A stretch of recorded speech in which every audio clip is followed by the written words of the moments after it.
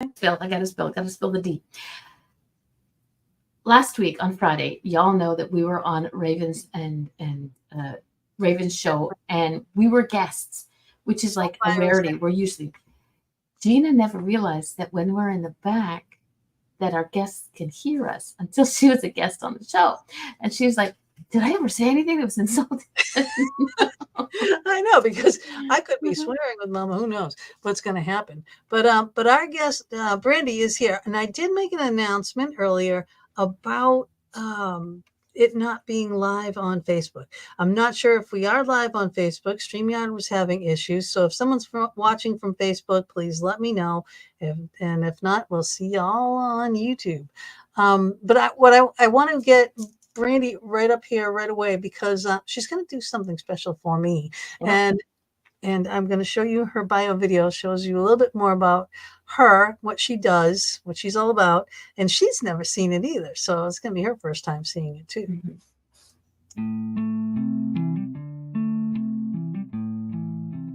This week in the Foxton with Gina B and Mama D, we welcome Brandy Gilmore. She is a researcher and a mind-body healing expert who has been captivating audiences worldwide with her incredible ability to demonstrate radical healing using only the mind. She has even shown visual proof of the power of the mind using medical thermal imaging. Due to these breakthrough results, her case studies have been published in prestigious medical journal, and she has also delivered a mind-expanding TEDx talk and has been featured in several documentaries. Brandy's groundbreaking discoveries stemmed from her own debilitating injury after an accident in 2003 left her disabled, in excruciating pain, and without hope of recovery. Brandy began researching for a cure. Through years of exploring every avenue for healing, Brandy eventually discovered obscure research that changed the course of her life and resulted in complete recovery. Now, she is releasing her new cutting-edge book, Master Your Mind and Energy to Heal Your Body, where she shares the hidden research that is the key to her success. Several researchers and doctors have referred to Brandy's new book as a must-read. The reality is that our minds possess an extraordinary ability to heal, far beyond the placebo. And Brandy's new book helps the reader understand the missing link to mind-body healing and provides a simple step-by-step process on how we can all access this hidden healing potential in our own minds. And we welcome you, Brandy, and everyone to the Foxton.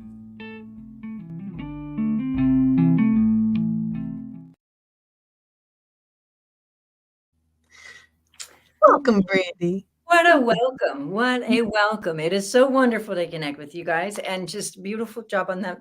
That was just amazing, isn't it? Welcome. Very welcoming. Thank you. Oh, Thank you. It's wonderful. Thank you. Just for an FYI, we are live on Facebook. Okay, yay. Okay, so this is what we're talking about here, okay? See, I've got it on the corner there too, all right? Master your mind and energy to heal your body, okay? Not a quick read, but it is a easy read. It's, she speaks so that everybody can understand. She does these things as in when it says step-by-step process, it's legit. It is step-by-step process, okay? And she lists a lot of things as, everybody's issues will be in here. You will be, nodding and agreeing and everything through this whole entire process. And also her forward in here was by David Perlmutter, MD. And I don't know if you guys remember, but we did have him on the show a long time ago. But this is quite an amazing feat that you did, because you're not only writing it. Not a lot of people write these types of books, but they don't actually live it. Mm-hmm. Exactly. When you live it, and then I would say also, it was one thing to live it and research and figure it out, but then also to be able to then reverse engineer and show it under medical equipment. I think that also has just been has been powerful from all angles. Yeah, it's like confirmation that what you knew, but confirmation for the rest of the people to go, she's actually talking truth. Exactly. When I got better, I thought people are going to think this is crazy. My injury was 2003, so I was healed by about 2010. And I thought, as I as I healed myself, I thought people are going to think this is impossible. We hear about healing and especially, 20 years ago, not as much, but we hear Yeah. about it more, but a lot of people aren't getting the results, or they're trying, or they're meditating, they're doing all of these things and haven't been able to. And so I thought, I've just got to show people. And that's when I started showing people how to release pain, and they were amazed. And then I thought, and I would speak on stages and take volunteers from the audience. And I thought, someday somebody's going to think that's fake. That can't really happen. That person didn't really have neck pain or back pain. And that's when I said, I have to show it under medical equipment, because we're so amazing. We're incredible beings. Mm-hmm. I'm telling you, my father growing up used to always say, because he never wanted to turn the air conditioner on. And we'd be all dying. And we're saying, we are so hot. And he goes, if you think yourself cool, you will be cool. He's like, the power of the mind can heal anything. The power of the mind can change your physical temperature, all this stuff. If you're hot, think cold. If you're cold, think hot. Blah, blah, blah, blah. And we're like, no. Turn the air conditioning on.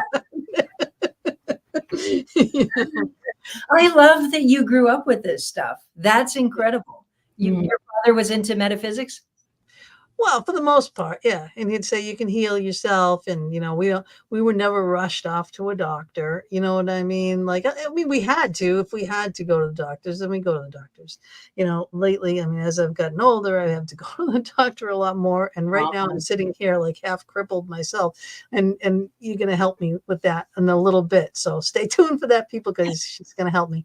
But explain though, what happened to you? What was your accident, and how long were you in the wheelchair for? I was a mess. I used to work in network engineering operations, and I had a car accident and then also a fall, and I fell just wrong, just right, however you want to say it. Yeah. But I literally went from living a full life to wheelchair, walker, cane, on morphine every day for almost or over 6 years. Damn. And in so much pain, I didn't even want to move or breathe at times. It was bad. And I got down to like a size nothing. I was bones. And I was a mess. Yeah. I was a mess. And so I think Yeah. the idea of healing with the mind would have seemed impossible. And it did. I thought I'm going to need a lot more than my mind to heal my physical body. But there were certain things in research that really woke me up. For example, people with multiple personality disorder can have different ailments when they're in different personalities. They can have high blood pressure in one, but not in another, pain in one, but not in another, blind in one personality. But there was a study of a woman blind in some personalities, but not in others. And I thought, wait a second. I know, right?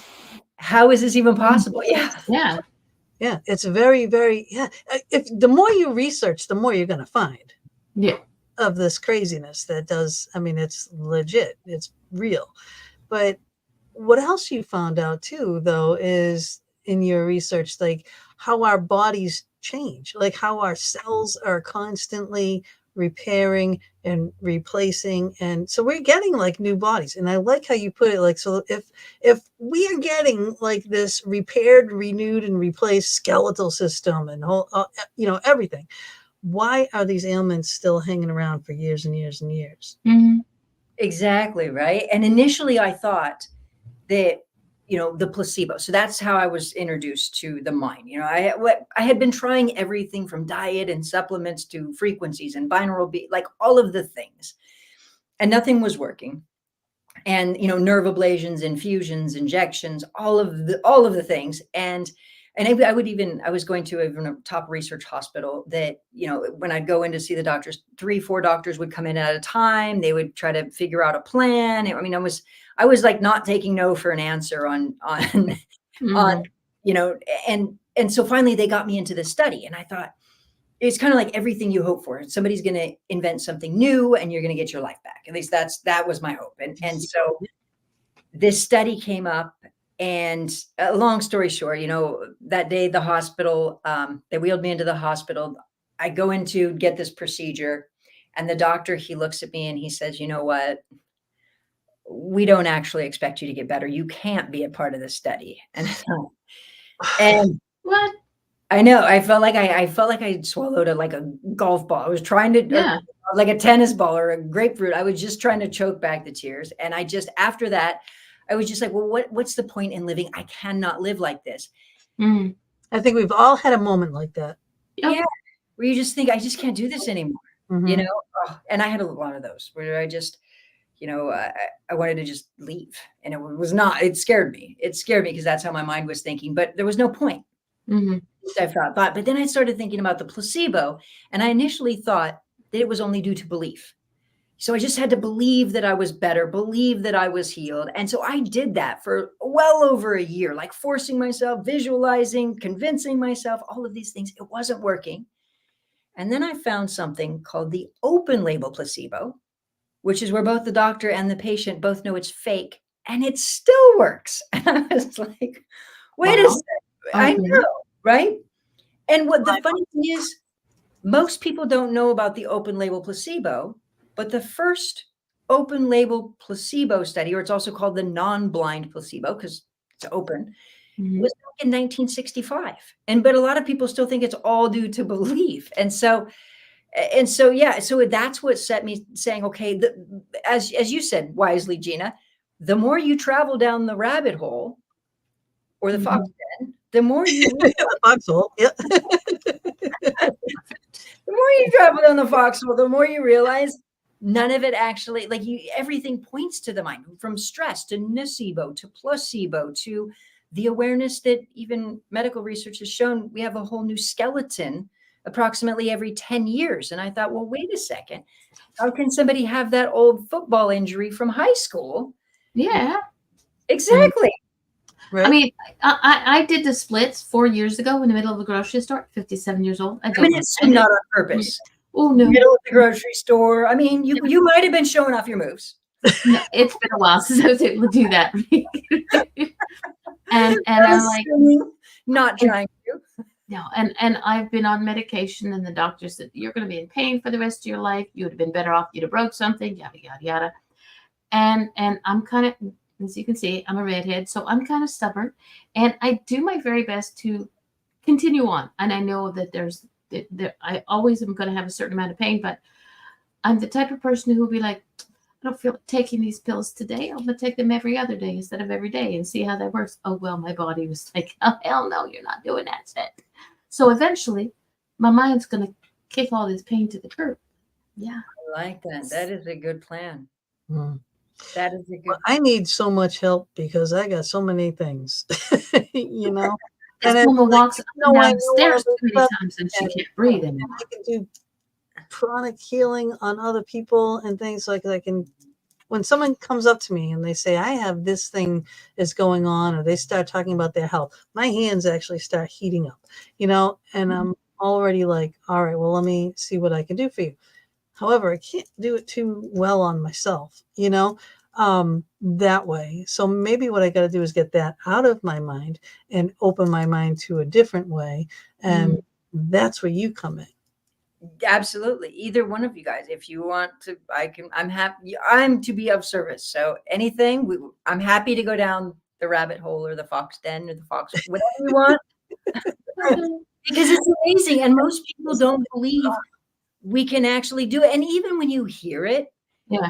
it's hard to conceive of, because even, I mean, from the time I started working with my mind to actually figuring it out was years, because I had been doing, I mean, what was tricky is that I could meditate and I could get my pain down at times. So I thought, okay, well, then if I can get it down some, then more is better. And so I was spending hours in theta state, delta state, trying hypnosis, guided meditation, all of the things. And I started realizing that I needed to work with my mind in a different way. And that's when everything changed. And so, but I got to that point where what ultimately happened is I had a friend of mine at the time.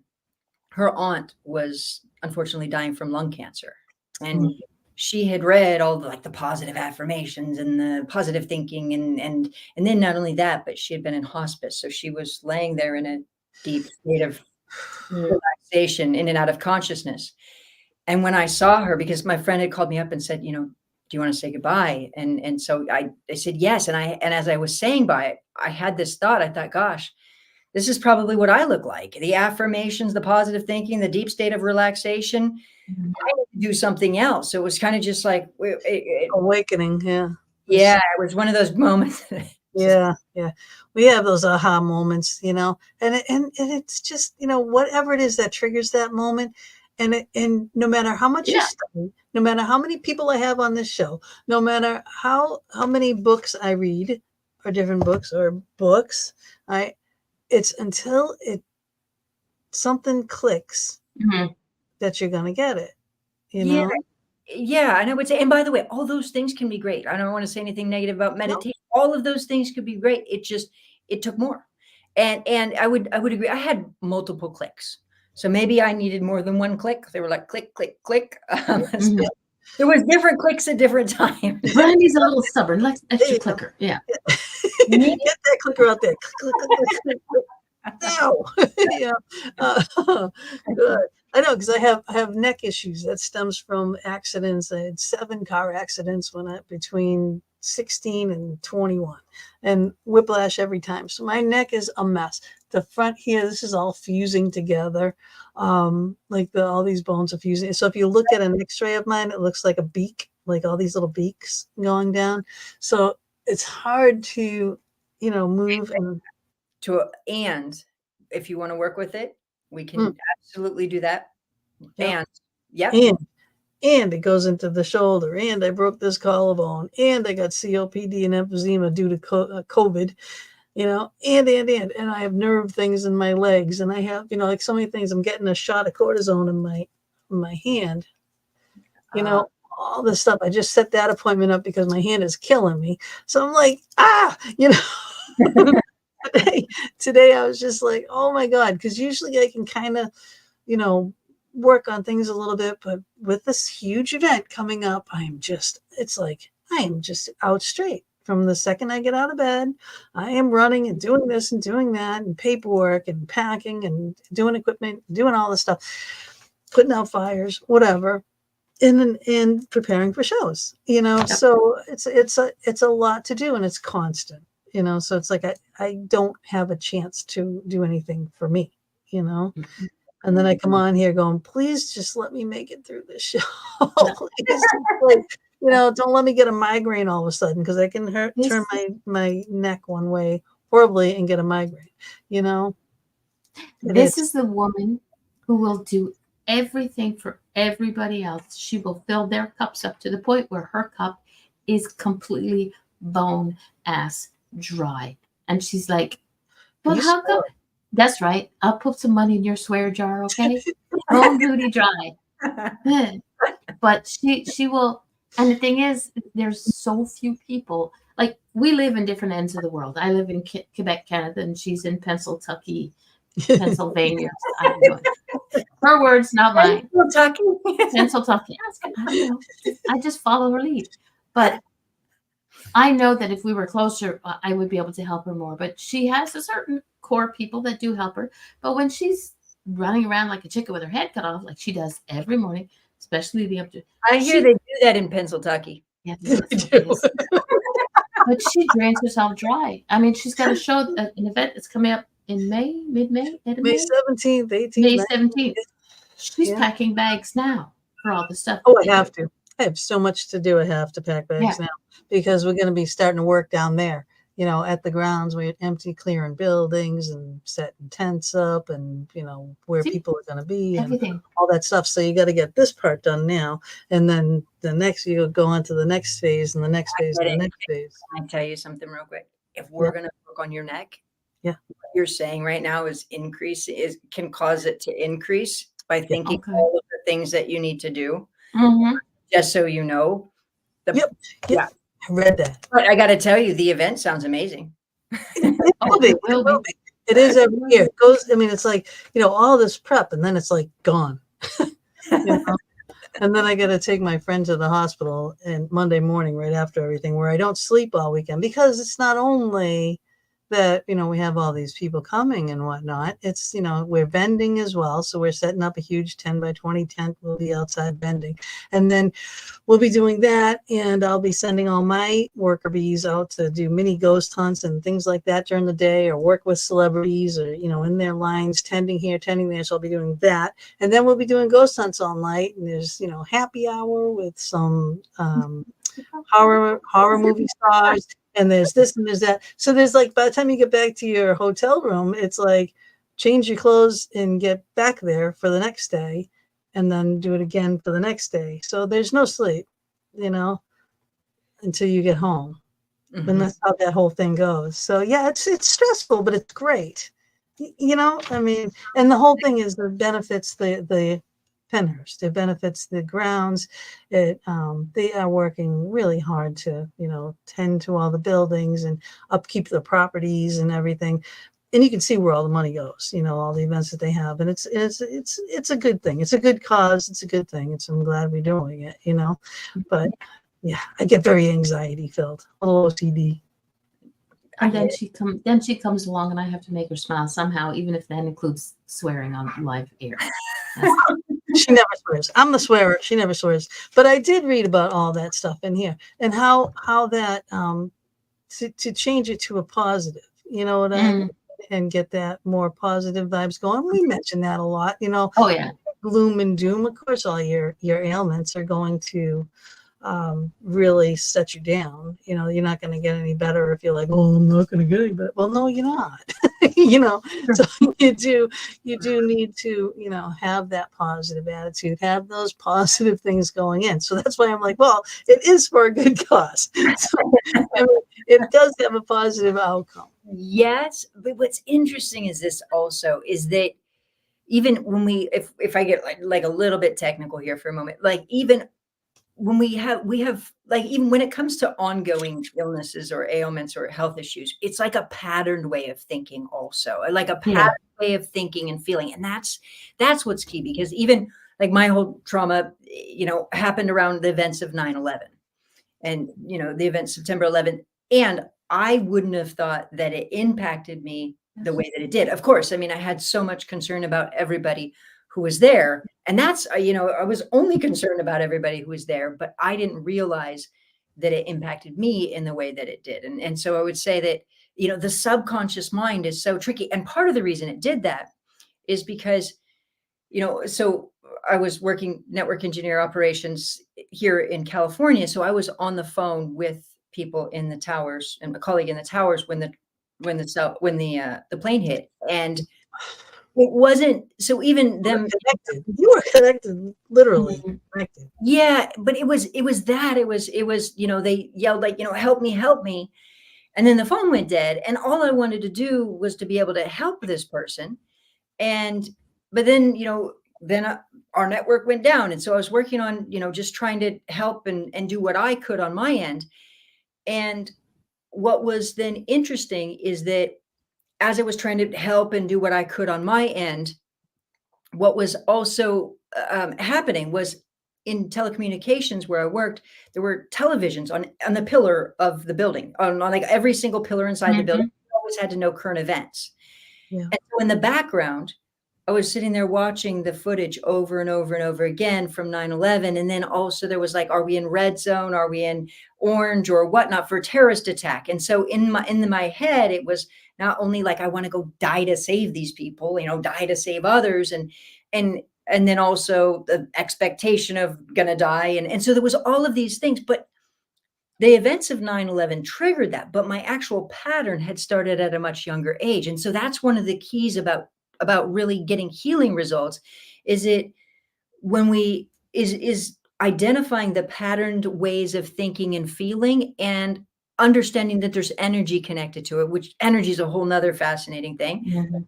Understanding there's energy connected to it. And then also not just getting rid of the emotion itself, but also the emotional pattern to create long-term healing. And so there's a depth to it that's really important for lasting results also.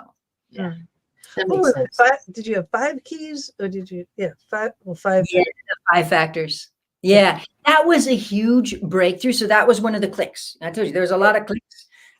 One of the clicks was that because I could look at it and I could see that, of course, we know that stress affects the physical body. That's been written throughout history, psychoneuroimmunology. Like we all know that.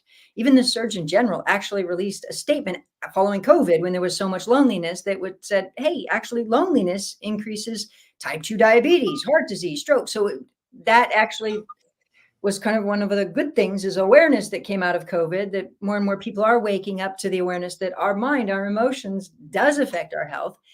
But what I started realizing, I said, yeah, okay, we know that. But if I look at this objectively, I can see people who are who've gone through extreme trauma, who have PTSD, who are Mhm. traumatized, who aren't sick, and people who are retired, who have not very stressful lives, who are very sick. How does that Mhm. work? And that's what led me to the 5 factors of understanding its different emotional ingredients. That was a big breakthrough. And Right. the way I what's that?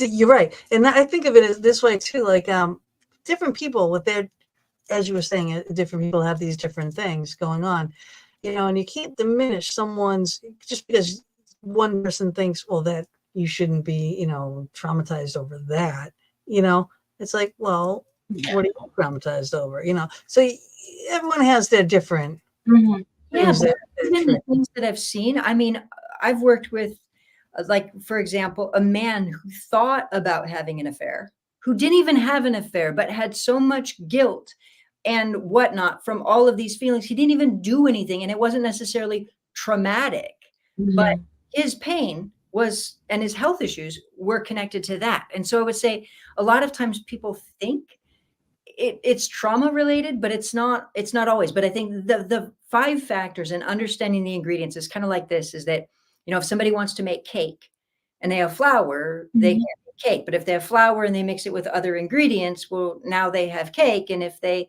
mix up all the ingredients, then they have a completely different recipe and outcome. And so that's how I figured out that, okay, well, people with multiple personality disorder could have different ailments when they're in different personalities because it was consistent. It was like, if one body, Jane, has no health issues, but when she's in Susan, she has extreme neck pain and headaches and high blood pressure. And then when she's in Jody, she has, high blood sugar and high blood pressure and all of these things, and so it was like the health issues were consistent in the same personality. And that's what really keyed in and said, okay, there's a combination here that is important. And that Mhm. that was really key. And I see that comment, PTSD is horrible. I wish it didn't affect my health, but it does. I get it. I absolutely get it. I've seen, yeah. and yeah, Oh, that sorry. go ahead. Sorry, that was me. We're playing. Turn off the link. Okay. Sorry. I just had to acknowledge I get it. I understand with PTSD and trauma. And some people it does, some people it doesn't. And that's why I felt like I was chasing my tail and trying to understand. And then the energy, what was also fascinating was energy. A lot of people think energy is just woo-woo. Nope. And really realizing that there is a database under the NASA agreement that Mhm. has studies of energy in it and energy of and there's I mean it's been shown that there's different energies from different illness, different uh biophotons, just from different illnesses. But go ahead. Oh, no, no, no, no, I was saying hi. When people come in and they say hi, I'll kinda do this, or I might do this, or, The only time when you would see me want to talk, I'd be Yeah, like, yeah, lift she'll my hand up to talk. because I'll just talk. somebody in this room That's doesn't. perfect. My goal is just to give. So Yeah. that is I know what it's like to want to heal and to be so desperate Mhm. to heal and try every single thing. And it just, so whenever I show up, I'm just like, what can I do or be to To help? help. Mhm. Well, I'll tell you, yeah, JoJo, the one that with the PTSD, she had a lot of ailments, and she's got a lot of heart issues and things like that too. Now, I mean, like you were saying, how these traumatic events can, deter our health and whatnot. I mean, she's had so much heartbreak in her life that I feel like, does that like resonate and make her have heart issues? You know what I mean? Like, because it's like this whole heart chakra energy area. I mean, is that a possibility?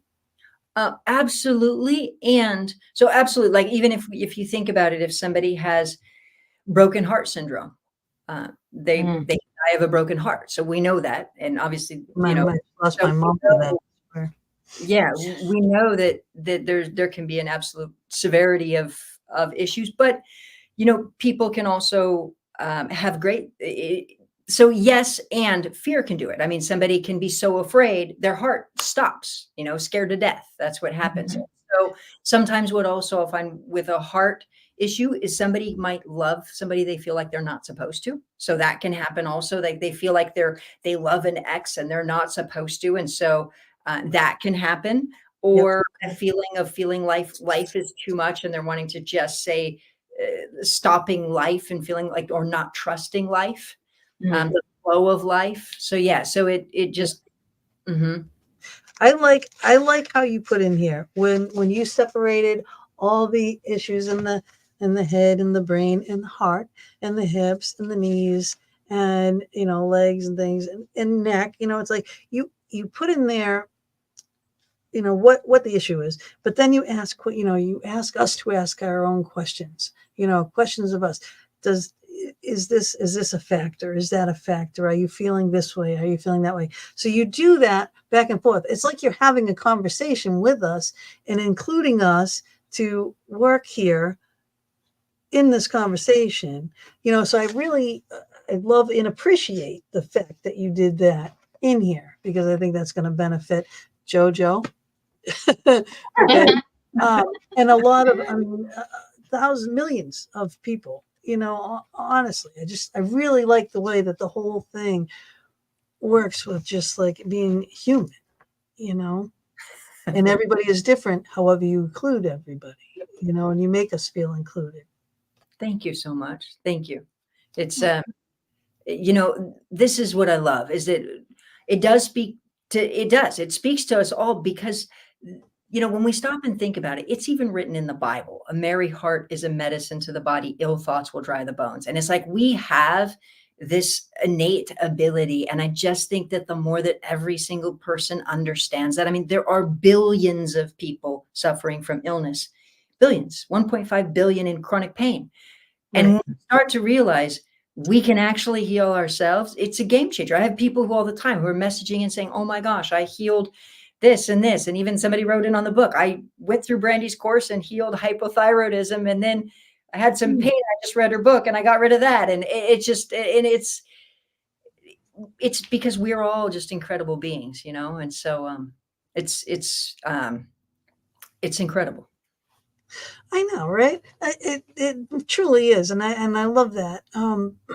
So me with like just had one of my things, neck pain, to get rid of this just stress, tension. You want to do it? I want to do it. You want to do it? All right, let's do it. Let's do it. Okay, so bingo. All right. So by the way, just a note, because you're going to hear me say bingo, and it's not because suddenly I decided bingo is more fun than being present. Just FYI.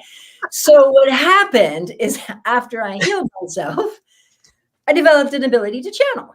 And so then I went from network engineer operations to channeling information. So that was a little bit interesting. And then the word bingo started coming through. And I was like, okay, well, this is interesting. And I just said, well, at least it's better than Yahtzee. That would be weird. Bazinga. There you go. So, but I wouldn't play bingo with me if I were you. I win apparently all the time. All right, no taken. So that's what's going to happen is I'm just going to check in and give me 1 second.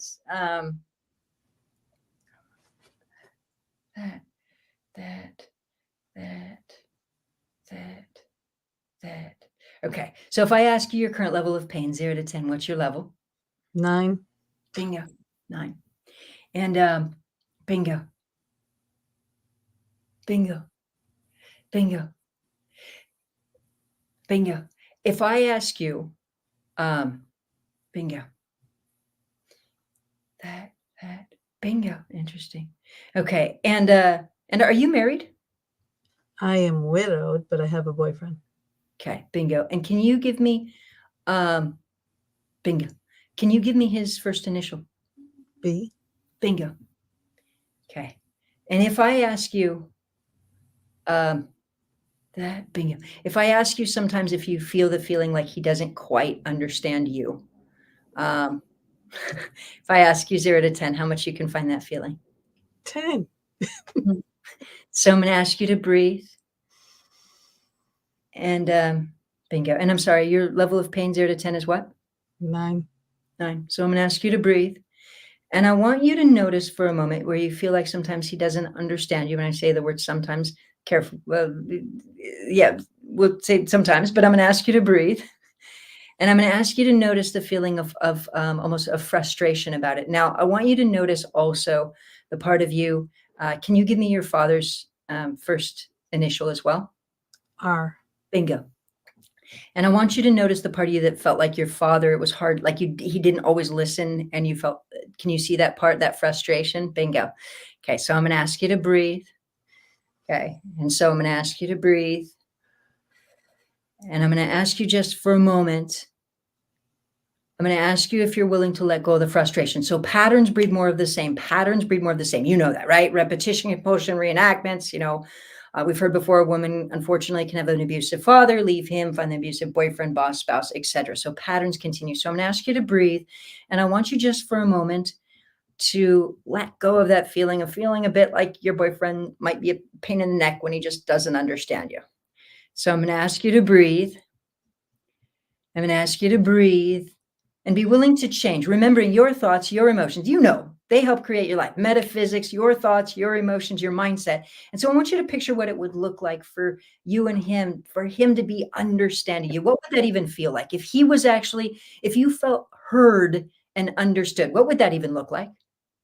Oh my God, that would be amazing. Great. So I'm going to ask you to breathe. That would be amazing. What else would that feel like? It would be like an aha, finally moment. Notice for a moment, even when we're talking about this, notice how much even more your heart is opening up. So I see that you love him, but notice even more. My forehead is like tingling. And I got this whoosh down, came out my hands. Mm-hmm. Beautiful, beautiful. So I'm going to ask you to breathe. And I'm going to ask you to breathe, and even noticing that your heart is opening up even more. And I know you already love him, but that feeling of connecting and feeling understood like you guys could connect even more. And that feeling of feeling understood and communicating and heard and hearing each other and feeling that. And I'm going to ask you to breathe. And I'm going to ask you to breathe. Bingo. And I want you to notice, remember, you're the power. So as you change inside, you change your life. As you change your patterns, you change your life. And you see the pattern with your dad and your boy. You see the pattern. You say, okay, look, you're the change. You're the power. And I'm going to ask you to breathe. And you see yourself saying, okay, fine, I'm changing. I'm really opening up. I'm feeling more understood. All change starts from within. I'm ready to actually create this change. I'm ready to let go of the upset, the pain in the neck, the frustration. I'm really, really willing to let go of that.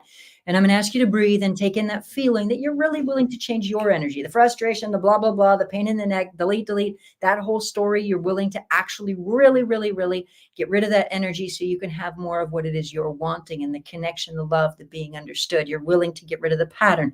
And I'm going to ask you to breathe. Bingo. And I want you to notice the level of pain in your neck, 0 to 10. What's your level? Like a 3. That's exactly what I would say, about a 3. Great job with your energy. Who's doing that? You are. You're the power. You're the power. And I'm going to ask you to breathe. And I also want you to notice the feeling of feeling a little bit annoyed with your father as he felt like he wasn't listening, blah, blah, blah, blah, blah, and noticing that feeling. And I'm going to ask you to breathe, and that you could even let go of that feeling because you're really willing to transform this patterns. We all have patterns. We come in with our stuff, blah, blah, blah. And so you're really, really willing to change that. So you let go of that towards your father as well. And even feel, and I know you love him. I see that. And you even feel even more love with letting go of any of the frustration and that story around that. And I'm going to ask you to breathe. Bingo. And I'm going to ask you to breathe and notice your level of pain, 0 to 10. What's your level?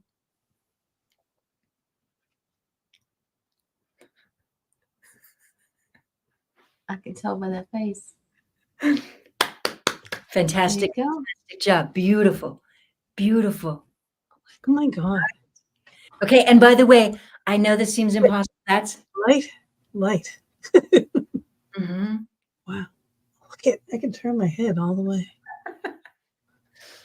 Oh my God. Oh my God. I love you. And I do want to tell you, let's say after we wrap up today, if you get triggered by him, it will come back. And so the way you want to think about it is this, is I demonstrated it and showed you what you need to do. And now you would need to say, okay, I'm ready to repattern this. This is my new way of feeling and being, and that you're embodying that change genuinely. Does that make sense? My click. Click. Exactly. Especially when you know it's creating the pain, it makes you want to say, okay, never again. And by the way, like even on my website, like I have a person that I did that under medical thermal imaging with in 2015, and her pain never came back. Yeah. And that's 9 years ago. And That there we go. Yeah.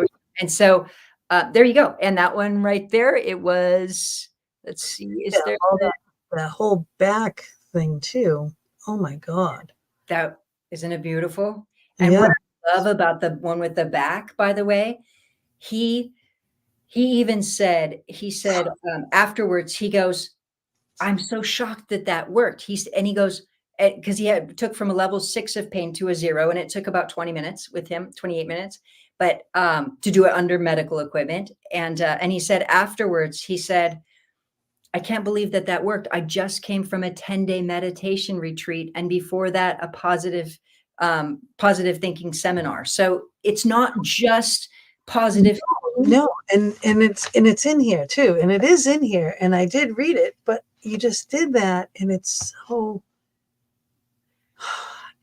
God, I want to just click. I want to start. That's okay. I'm going to clip this at the end of the show. I'm going to clip this part out, and I'm going to send it to you, G. So if it starts to get stressful, awesome. I can do it at all times. Absolutely. And then you repattern it, and it's amazing. That's why I said, we hear about it all of the time. Like, about it, and it's like when we go, oh my God, we actually can get results. Mm-hmm. It's mind blowing. So fantastic job with your energy. Just fantastic. Very wonderful. Well, thank you. I mean, we do meditate, we do work with our energies and stuff. So I think that made it a little bit easier for a new person. It might take a little bit longer. And like I said, everybody has their different things, but I actually did visualize my dad not listening to me. He was that type. He taught me everything I know. I'm going to interrupt. Go back into the story. It's going to come back before we even enter this. Right. Before we just so you know, and you can go. I don't want to interrupt, but just with respect, I'm just going to tell you, 0 to 10 at a level 12, you're headed back towards the pain direction. Just FYI. Nope, I'm not doing it. But it's just, I visualized it. I was just like right there with it. It was, oof. What I love, Jojo says, I was doing this with you all and felt the burn in my spine and my legs stopped cramping. Yay. There you go, girl. The very first thing, the first bingos that you said, there was a thing that went from my neck, and it was like a toof, and it went right down my arms and right out through my hands, like whoosh, and then it started going up and tingling in my forehead. It really profound. Honestly, thank you so much. I can't thank you enough. I mean, honest to God, people. All right. Get the book and book an appointment. Right. And you can work with Brandy. The link is in the chat room.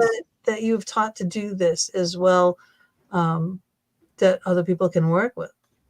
What's that? You can't handle everybody. So, I mean, have you taught what I love is I love people feeling empowered. So technically, usually people either go through my book or through the video course. That's what normally. And then what's beautiful is people go, they'll message in, oh my gosh, I just released my pain, or oh my gosh, I just healed my RA and I had rheumatoid arthritis, and my doctor's shocked that all my blood values are all normal, because I demonstrate pain, but I see all kinds of things. And so people are amazed at their blood work changing, or all kinds of things.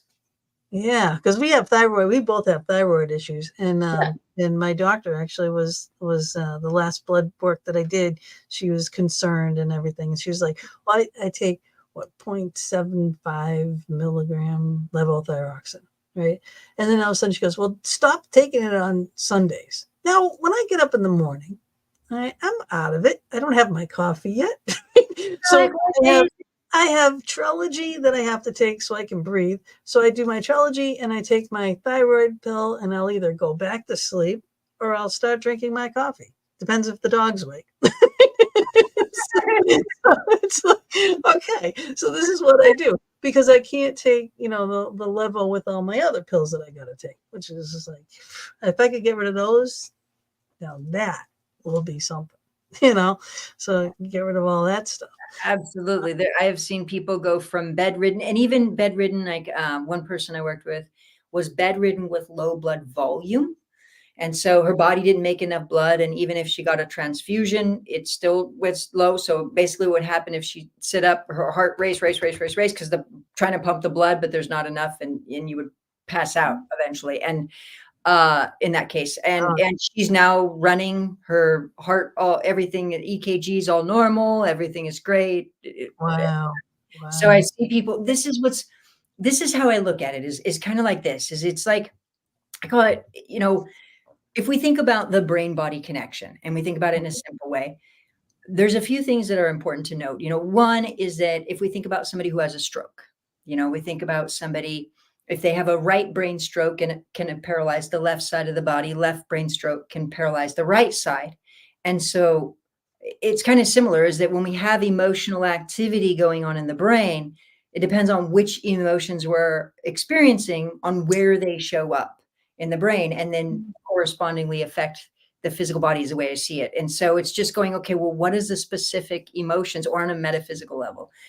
This is what I say. Everything is a gift. Everything is a message. It's the way I really look at it is like a check engine light on a car. If you're driving a car and the check engine light comes on, that there's something that needs to be fixed. And with health, that just like we all come in with our patterns. And so it's basically saying, hey, Gina, psst, fix this pattern, because you're going to be more in love than ever and more connected than ever as this pattern. And that's what happens, is that I took my patterns and I said, okay, well, now that I understand the 9/11, this patterns that I had, and I fixed them, and that swoosh of energy, like it's life-changing. And that's why I call it the gift in healing, is because it's like our check engine light. We understand what the check engine light is, find the emotional patterns connected to it, and change them. And it's pivotal.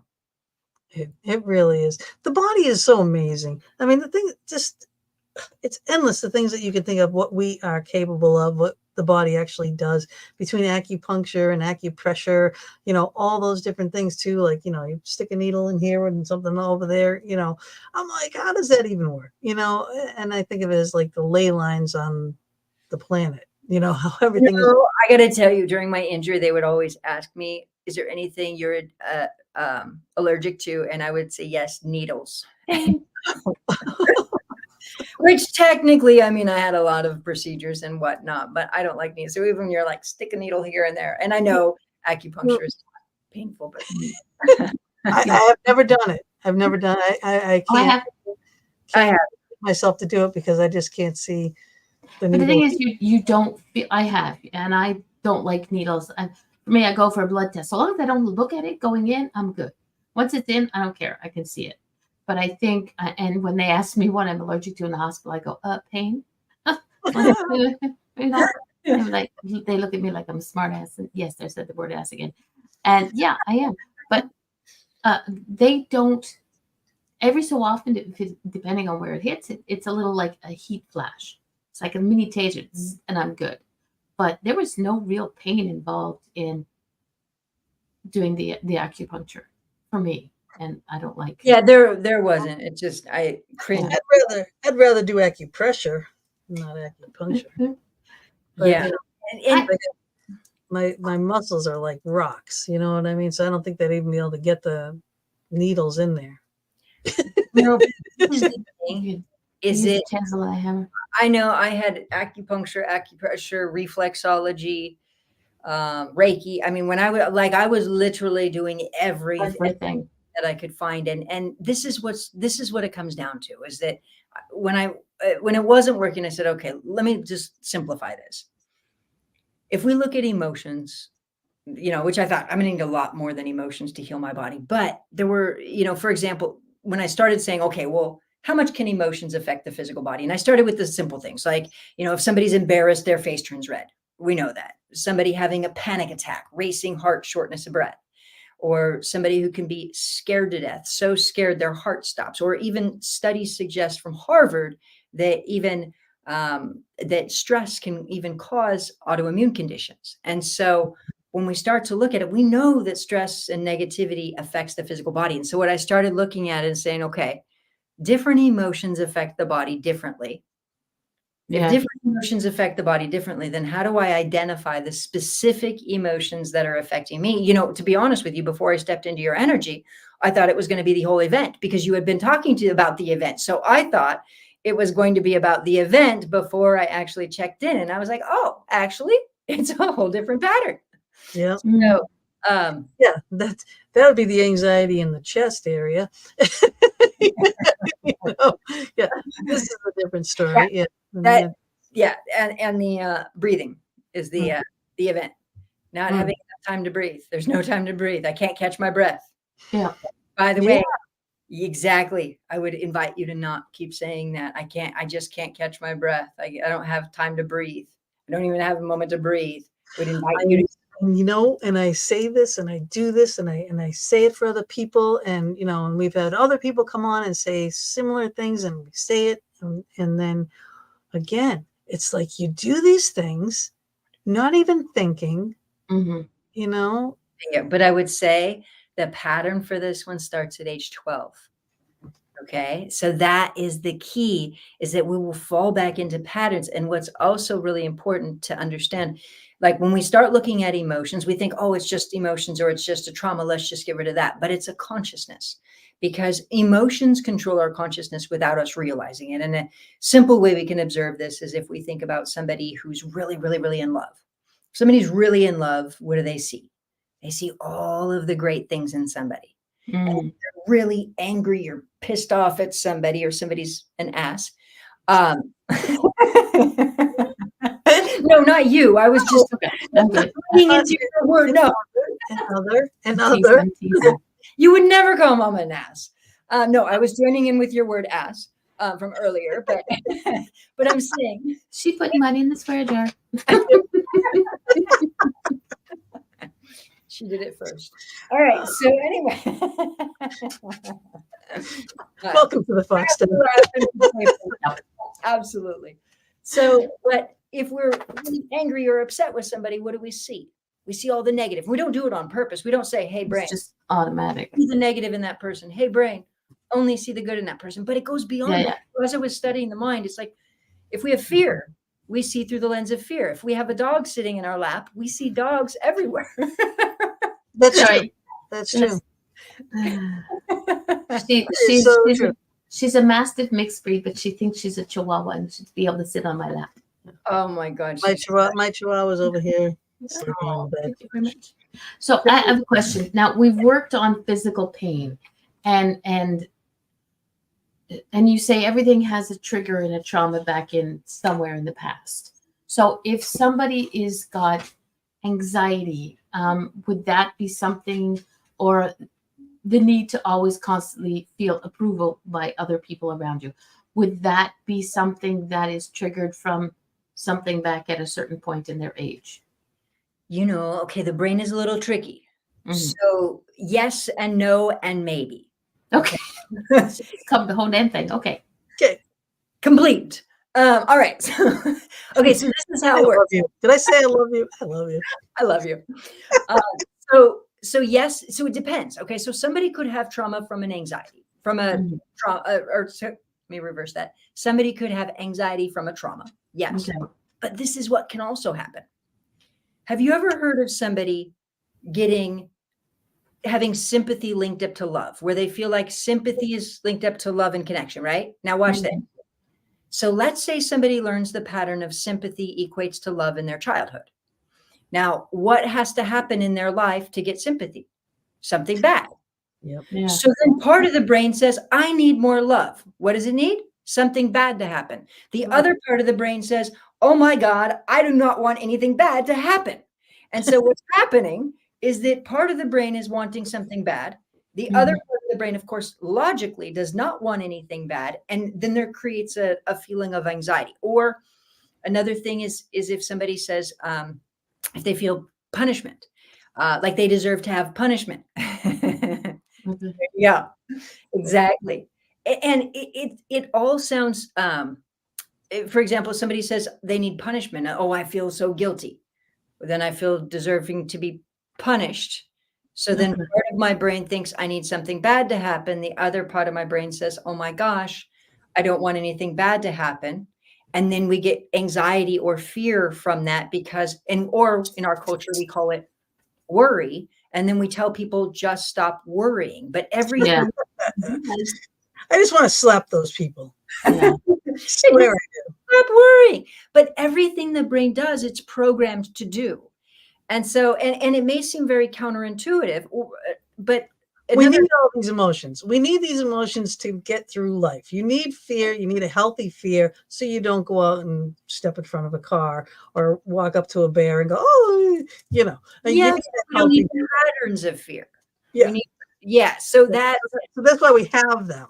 It's survival. It's not that we need to nurture this, what you're talking about here, you know. help. Yeah. So another way to look at it is we think about like pride and hardship. So somebody who has an extreme pride in hardship or pride in self-sacrifice, what happens is they may want to get rid of hardship, but if it's connected to pride, then it becomes impossible. So then people are holding on to that. And one way to think about a miswired mind is if we think about a cutter can unfortunately cut themselves and experience relief or euphoria. So what happens is when things get miswired in the mind, that creates a problem. Yeah, I never understood that, but that's not me. You know, I mean, it's not, you know, a thing that I've looked into. It's not I've never met a person that actually does that. I mean, I've read the things, I've seen it, you know, studies, whatnot. I don't get it. I don't, you know, It's because that's the only thing they do. Because I have a friend who did that. That's the only thing that they can control. They can't control all the rest of the stuff surrounding them. Their way of controlling something is they can cut. Nobody else knows about it. Nobody else sees it. It's what they can control. That's the mindset that this person explained to me one time. I was like, I understand. This part understands it, but my heart breaks for them because I'm the fixer. I need to be able to I need to be able to help them somehow, some way. And I know it's not up to me. It's up to them. They have to take the first steps, be it baby steps or whatever.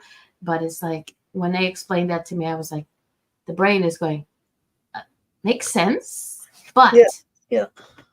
Have you worked with someone with this?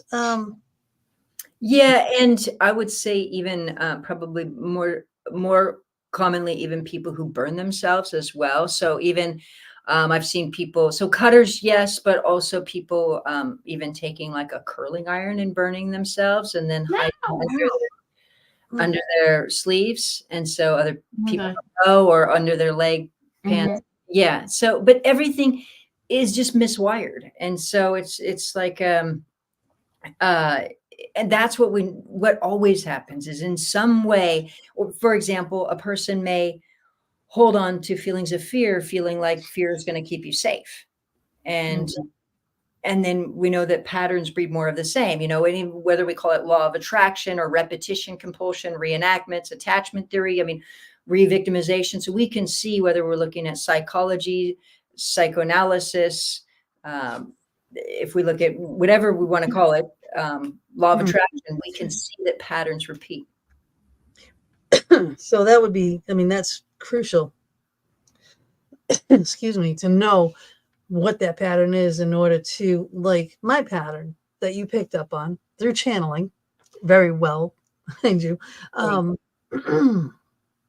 So you would have to know this pattern in order to release that.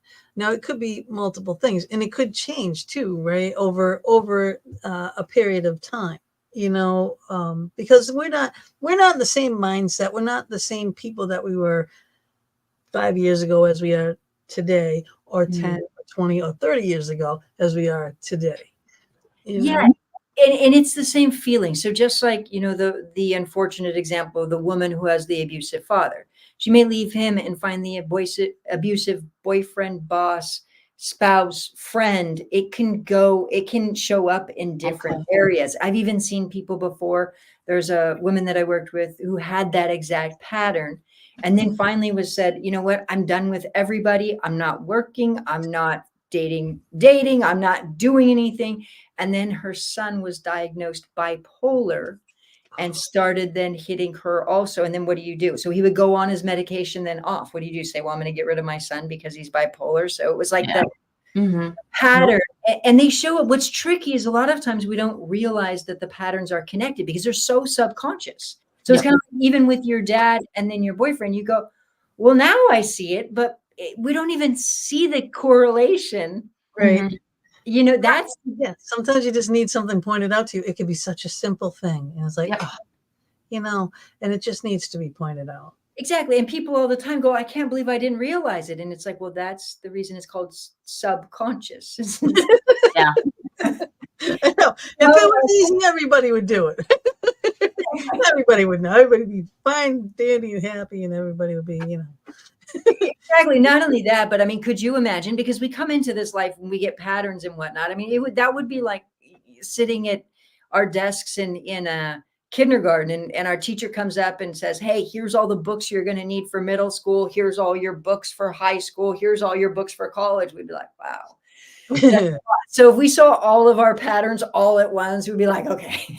Yeah. Yeah. You see it, you grow, Right. Right.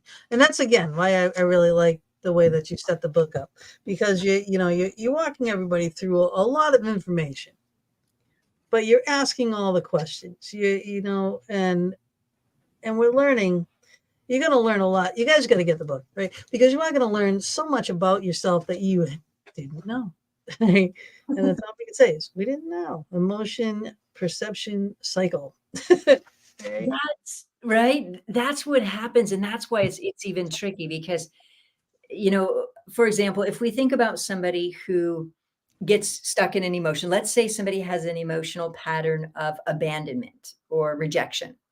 And then what happens is then let's say that as they grow up, it continues. And then what happens? They get into a relationship and they might be a couple things. They might be really, really needy, which could then lead to rejection and abandonment. It pushes somebody away, or they might be really hot and cold or afraid to connect.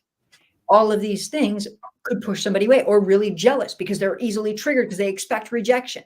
So all of these patterns then perpetuate the problem. So then what happens is we have an emotional pattern, then we take action that then perpetuates the problem and we don't realize we're taking it.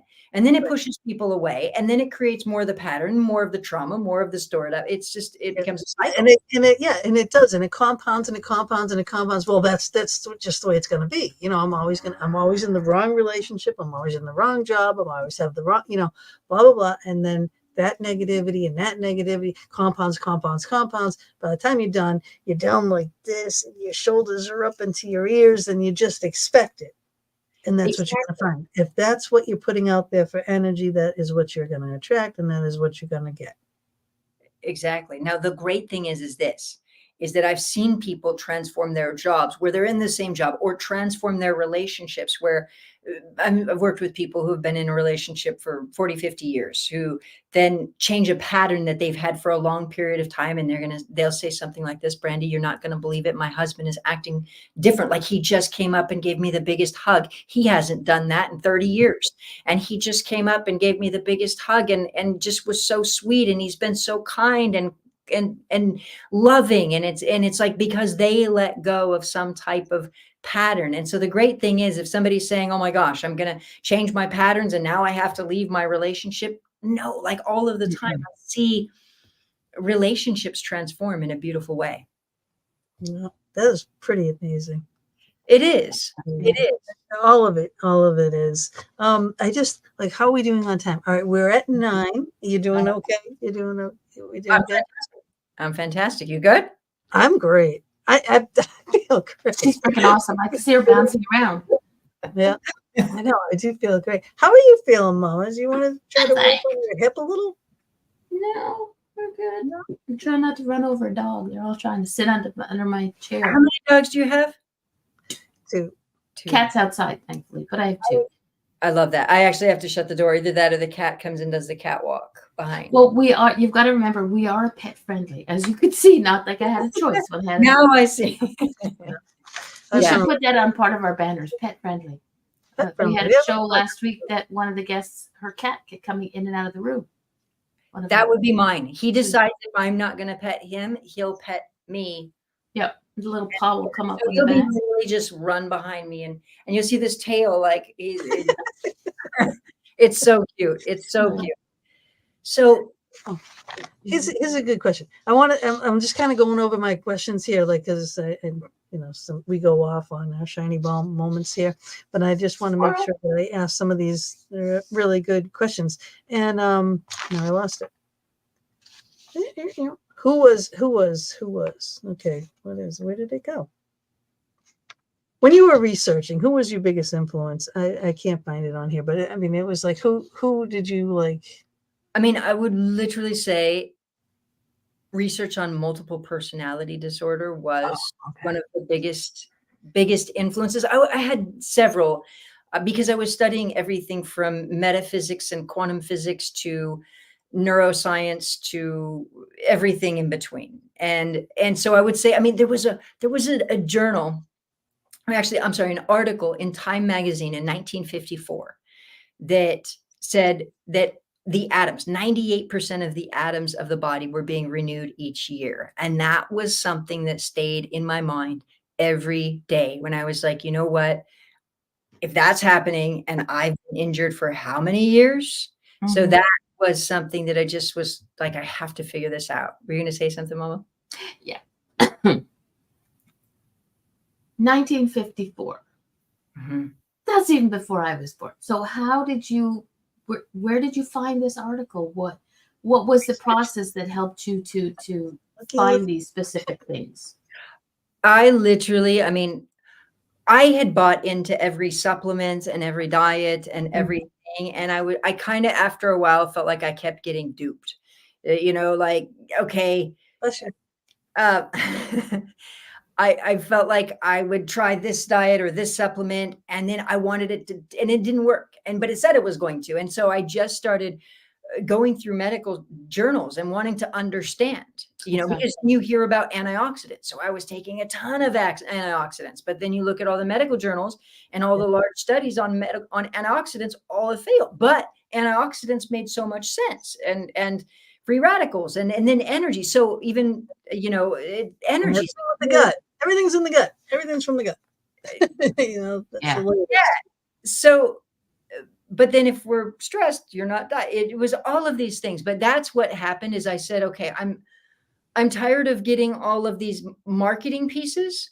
And I just really want to understand what's real. I have to make sense of it. So I felt like the more I could understand it, the more I could actually implement it. Because between the placebo, the nocebo, so the nocebo is, the negative version of the placebo. So if you're told you take a fake pill and you're told something bad is going to happen, then it can. And I thought a few things. I thought, wait a second.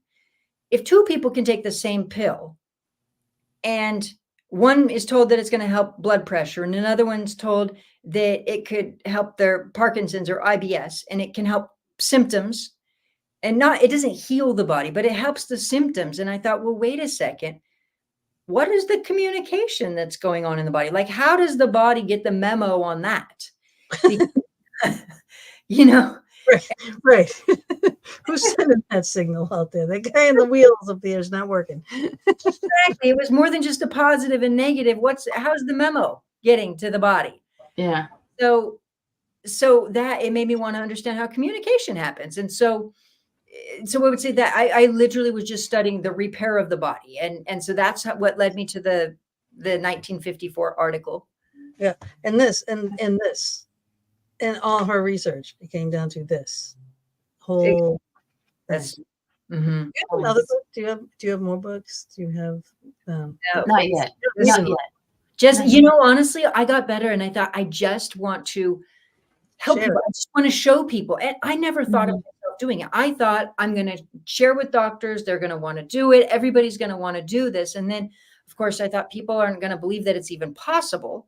So then I started just showing people and then showing more people and then asked to speak and then asked to do a TED Talk. And then, so it just kind of, and then I wanted to write a book to just show people how to do it. But then the publisher said, you need to have a following. And I was like, well, fine, I'll start my podcast then. So then I started a podcast and started showing people. And then I was like, well, I'm going to write a book. I better put this in a medical journal. And so it's just all been this thing Well, to show people. supposed to be. It was all supposed to be. How was a TED Talk though? How did you even? How does that happen? You know, I mean, tell me that whole process and how it was. Because You know, I would say I would love to do that. my my process was probably a little bit different than most. But basically, I knew somebody who I helped somebody who had a health issue. And then that person said, you got to do a TED Talk. And that's how it unfolded. It's kind of like when people get out of pain and they go, are you kidding me? Really? More people need to know about it. That's Yeah. yes. So, but yeah, but it's, yeah. And following through is key, but it's incredible. And so when we start to understand that our minds, and I know we all hear that we can do this, but when we start to just understand how it works, I mean, if you think about it all the time, I'll see people who've been in pain for 20 years. And if I told them, oh, hey, you can actually release it in 5 minutes or 20 minutes, and you just have to change your way of thinking. Right. Most, And they'll say you're crazy, but Yeah. why don't you try it? Right. So, you know, Mhm. if it's So- just try it. If I'm crazy, try it. And if it doesn't work, then you can say I'm crazy. If it works, then you're gonna love me. But the one thing I request is don't start to follow through, get rid of the pain, and then stop following through and have it come back and then say it didn't work. It's So in other words, when Gina starts saying that she can't breathe, I can smack her upside the back of the head from distance so that she stops saying things like that. exact and call her an ass. Yeah. Okay. See, everybody heard that? I have Brandy's permission to call her an ass and smack her upside the back of the head. It doesn't need encouragement. Let's put it this way. Gina and I, when we first became friends, like we've never met in physical life. Okay. We're that far apart. But I'm the person that you can call up. She would send me voice messages. Her stress release was just getting it out there, and she would do it to me. So I would wake up every morning, most mornings, and see a voice message from Gina. I'd be like, okay, let's listen to it. And then she would go on for her thing. And then afterwards, I would send back, I said, and do you feel better now? She goes, yes, thank you. It's like, yeah. I get it. I'm not surprised you haven't met. I don't know a lot of people who have been to Pennsylvania. I'm just going to be honest. Well, I'm actually from Massachusetts That's originally. even worse. And I've only been in Pennsylvania for what, 7 years now, I think 6, 7 years, something like that. But yeah, so I'm bringing the mass wholeness to Pennsylvania. I tell it like it is. That's the way it is. I love that. I love that. Yeah, I would love to see you follow through. I just don't. This is the thing. This is how I look at it. Is like this. Is it, people used to think that it was impossible to run a mile in under 4 minutes. And then it's called a 4-minute mile. Roger Bannister did it, ran a mile in under 4 minutes. And after he did it, many other people started doing it. Now, when we stop and think about it, there's things to learn from this. A few things. If you ask me, could I run a mile in under 4 minutes right now? The answer is, of course. No. Just joking. No. Okay. Why? Because even though I know it's possible, I have not trained and studied on how to do it. So if I were to train, study, and learn on how to do it, because there are ways of breathing, of running, of all of these things to help speed up your running. So, I mean, you'd have to train, and there's a lot of things to it. But my point is, belief is one, like understanding we can do it is one thing, and actually doing it is another. And so the beautiful thing is when we stop and think about it, the idea we can heal with the mind has been around for thousands of years. And if we can all just then learn how to do it and understand that we can and build that skill, it's incredible. And that's my hope. So I don't want somebody, because when you stop and think about it, it's kind of like this, is that. Put it up there. Yeah, you did. Oh. I love that. So when we think about it, if we think about before, we've probably all heard of maybe somebody who's having a panic attack. Mm. And panic attack, and they think maybe it's a heart attack. So they go to the hospital because they think it's a heart attack, and the doctor says, no, it was panic. And they go, what? Wait a sec. Yeah. And so what I would say is on a bigger level, that's exactly what's going on is we have these emotions that are affecting us that we don't realize are affecting our physical body. So somebody with a panic attack who goes to the doctor and they go, oh my gosh, I'm having a heart attack. And the doctor says, okay, it's a panic attack. You really need to get rid of these emotions. We have these emotions that may be hurt or abandonment or anger or fear or not feeling understood or frustration that is affecting different parts of the body. And we just don't realize it.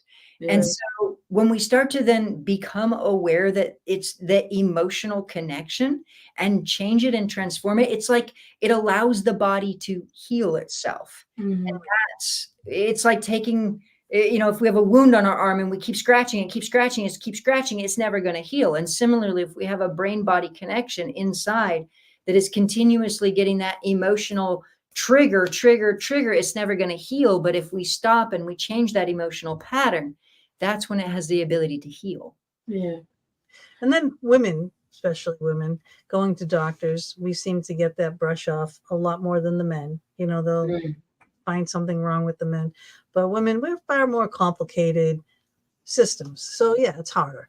But they pushed a lot of things off on fibromyalgia. It's fibromyalgia. There's nothing you can do about this, whatever. Well, my sister-in-law, they kept saying it's fibromyalgia in her shoulder. Well, no, she ended up having to have a rotacuff operated on, and now she's fine. And it's like sometimes you might have to change your doctor. You do still have to go to doctors. This is not a cure-all for everything, but it could be a cure-all for a lot of things. When you get turned away from a doctor or another doctor, so say you go and you do your paces, okay, you do your footwork.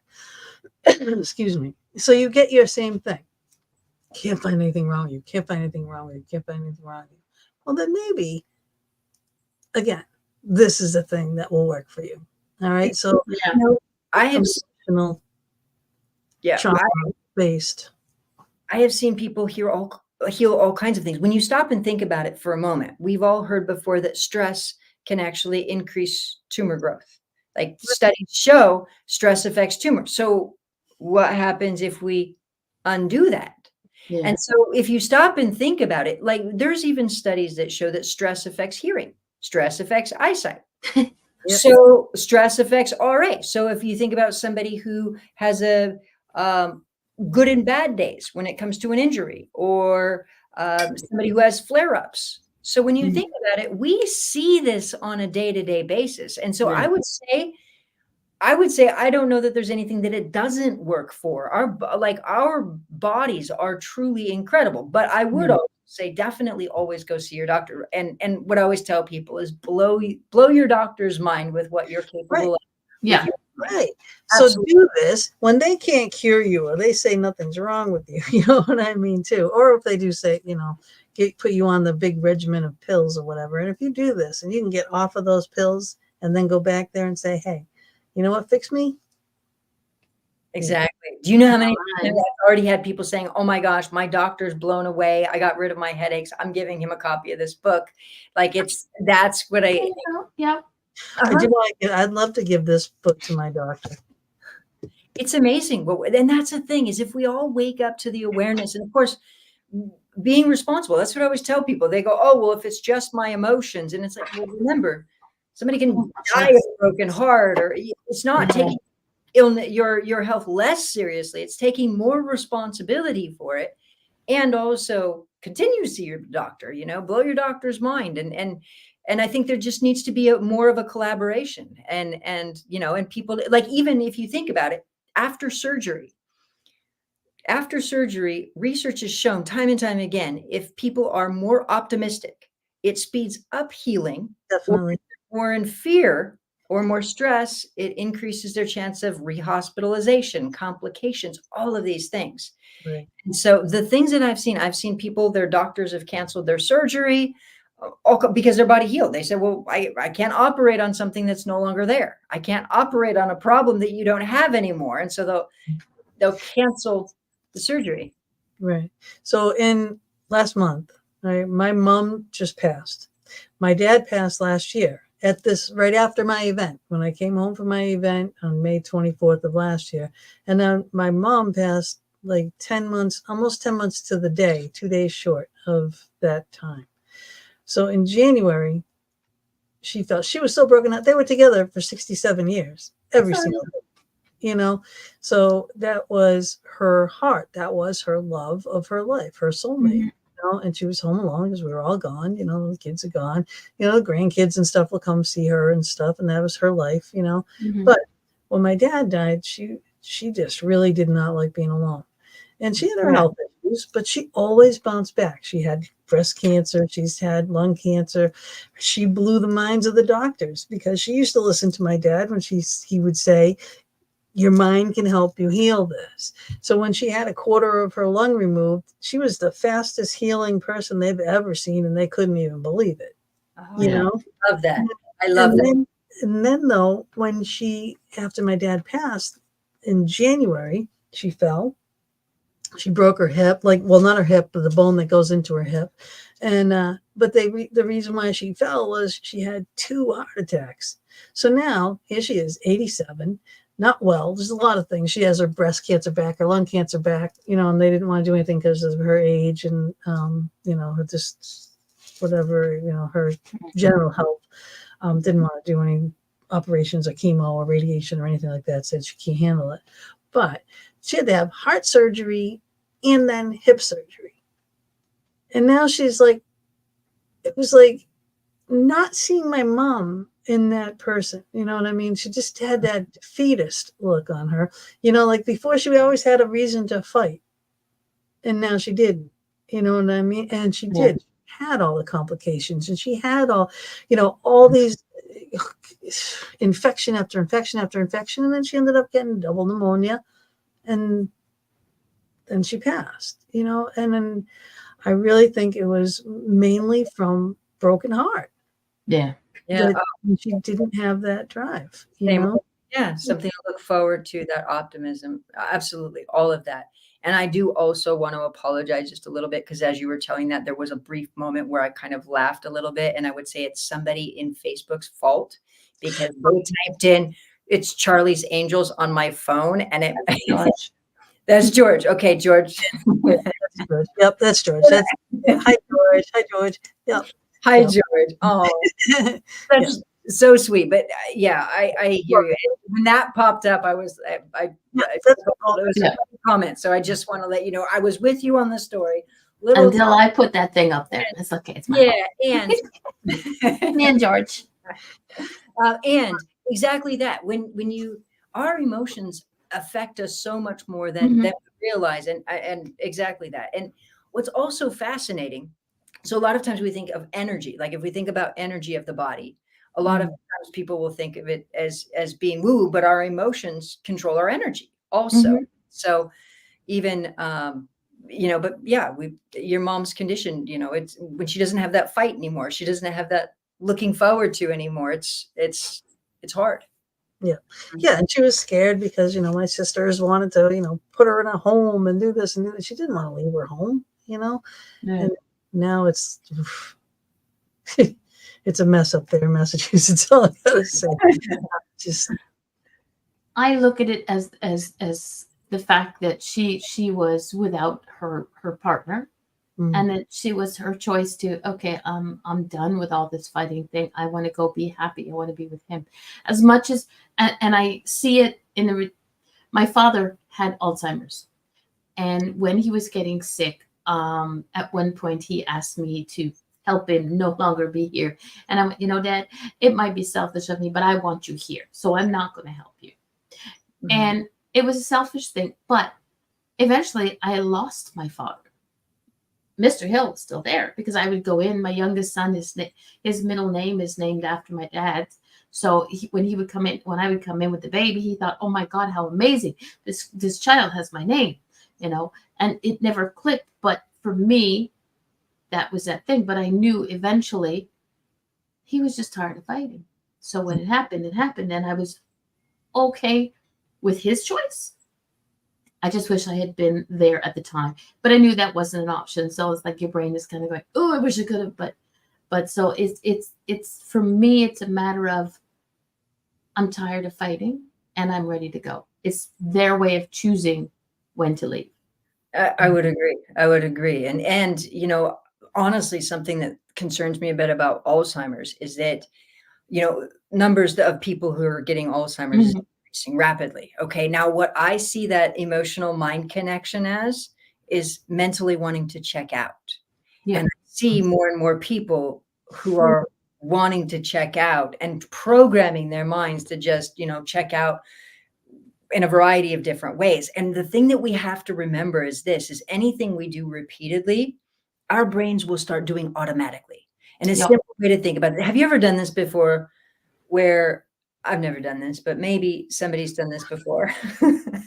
Have you ever done this before where you drove to a destination that you had been before and you got to your destination and then you thought, "Oh my gosh, did I stop at all the lights?" because you realized you'd been checked out for part of the drive. Have you ever done that? Yep, I have. Mm. I have. Because when I have to drive from here to Massachusetts, it's like through It's remote. Pennsylvania. It's not a bad drive. And I'll just be like, Right. "Ooh, la, la," and then you get into New York and it's like, ugh. And then you get in Connecticut and it's like you want to kill people. Okay. Warning everybody, do not go to Connecticut. Especially if you're on the same You road. don't want to drive. If you're on the same road with I do Gina. not mean that literally. Do not So abolish. when did you say you were driving exactly? Just curious. We're here to help your health. She always does lives on her trips. So we'll follow. Right. But my point is, But I will. All of a sudden, I'll be like, "Oh wow, I'm at the PA line, already." Like, "Oh, good," and that's what happens. Is my point is exactly that. Like even with brushing our teeth, or even tying our shoes. When we first start to do it, it takes thought. After a while, we do it automatically. The problem is that any of the patterns that we do, even patterns such as checking out, Mhm. can be exactly that, where we have a pattern of checking out.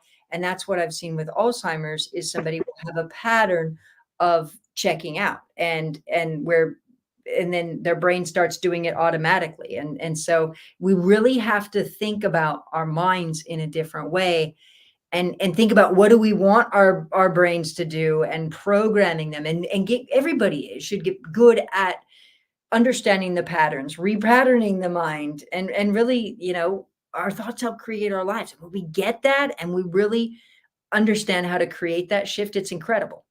Okay. You know? Yeah, and this is like an everyday thing. You can't just like what she did for me, and my neck feels fantastic right now. But like she said, I can go right back to it in a matter of minutes. Jump back down that rabbit hole. Exactly. But I mean, Mhm. this is the thing. So I have been now healthy for 14 years, and I haven't had to repeat and reinforce any of the old programming that Mhm. I had to do for years. I mean, and I haven't been in pain for years, so I don't have to do that anymore. But initially, it's like you have to, yeah. Yeah, it's a process. It's definitely a process, step by step process. But if you see her, if you go on and watch her videos and look at her like courses and things like that, you'll see her, when she was debilitated. She was in the Yeah. wheelchair. She got down to like, a size nothing. And like she said, she was very skinny. She just, she looked defeated, you know. But her mind, she was determined to figure it out. And thank God that you did. Honest to God. Yeah. Absolutely.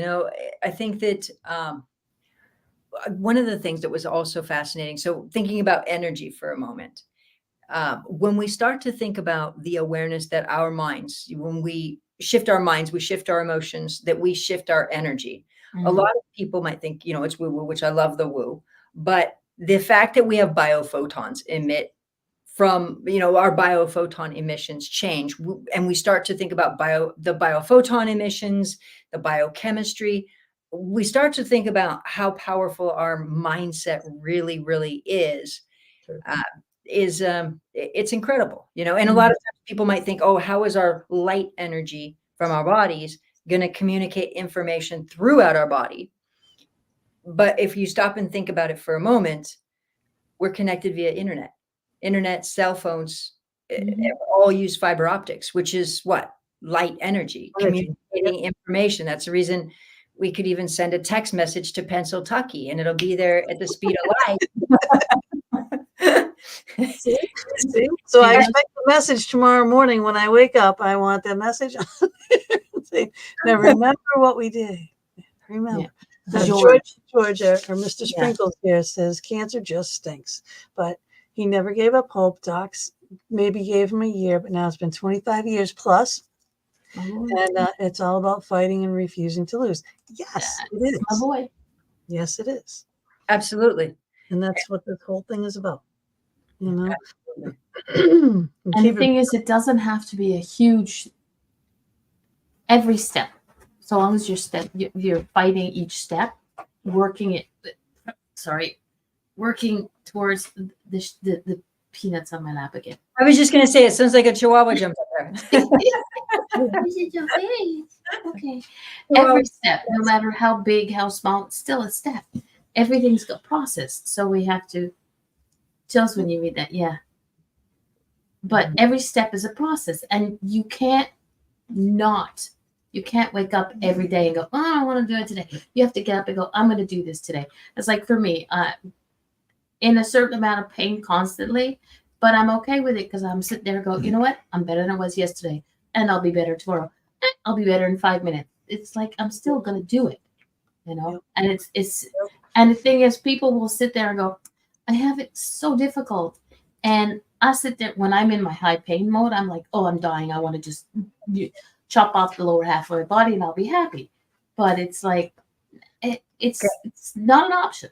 It's not an option. Can I tell you, you sounded like me right there during my injury. And then I was like, well, but then this is the thing.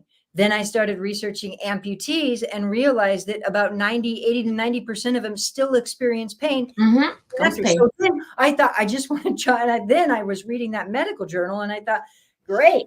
So I could even amputate my body and I'm still going to have a pinch. Exactly. I'm still going to be in pain. And that's, and that's when you look at it and you really realize everything points to the mind. The fact that the body is constantly repairing and replacing cells and, you know, just, it's fascinating. I think that is one of the things that kept me going all of the years is I was saying, you know, this doesn't make sense. And multiple personality disorder was really a huge thing. Yeah. I thought, wait a second, how does the same personality always have the same illness and a different personality has a different illness? Yeah, that's interesting. When you said that, I was like, it's the same body. So why is it, but it's here. It's not physical. Yes, the physical body has part to do it, but the majority of it, 99% of it is all because of the mind, everything that each personality is going through. That's how they think it. So it's like interesting. It makes sense, but you just never realize it until somebody pointed it out. So yeah. Exactly. You think about when you were looking into the multiple personality thing, did you see what part of the brain that it triggered? Did it trigger different parts for different personalities? It would have different, it depends on which journal that I was looking at, but a lot of them just said this personality and this personality have a distinctly different EEG. But what was fascinating was is that there was a person because I started thinking about, well, if different emotions generate activity in different parts of the brain, and that's how they could affect different parts of the body. Because, for example, if I thought, well, how is it consistent? And that's what I started looking at was the emotional stroke, if you will, was thinking about, you know, if somebody has a stroke on the right side, it affects the left side, right side. So it does matter where the stroke is. Well, then it must matter where the other thing is. Yeah, then it should matter where the emotions happen. And then, so as I was reading it, there was a study of a man who had been having seizures, and he was having seizures, and he also had a lot of intense fear. And they removed a part of the brain, and basically it was in the insular cortex, where as they did the removal, it actually, he stopped having the seizures. And Yeah.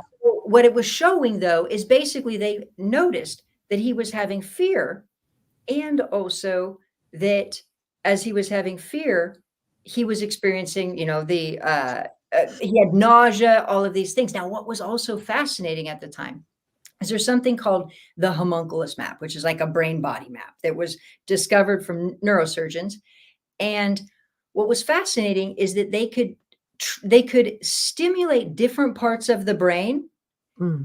and it showed up in different parts of the body. So that's ultimately what they did. And so you could also see that different parts of the brain were directly connected to different parts of the body. And so it was all just understanding the brain body map and how that all worked. And what's fascinating is that so during my injury, I thought of it as an emotional stroke, but at that time, a lot of people thought all emotions were centered in the amygdala, et cetera, et cetera. And that was a major belief. However, in 2013, researchers from Carnegie Mellon University actually proved that different emotions do generate different patterns and different neural activity in different parts of the brain. So if somebody's sad, it generates it in one way. If somebody's happy or disgust or fear, it's completely different. And so those emotional So patterns.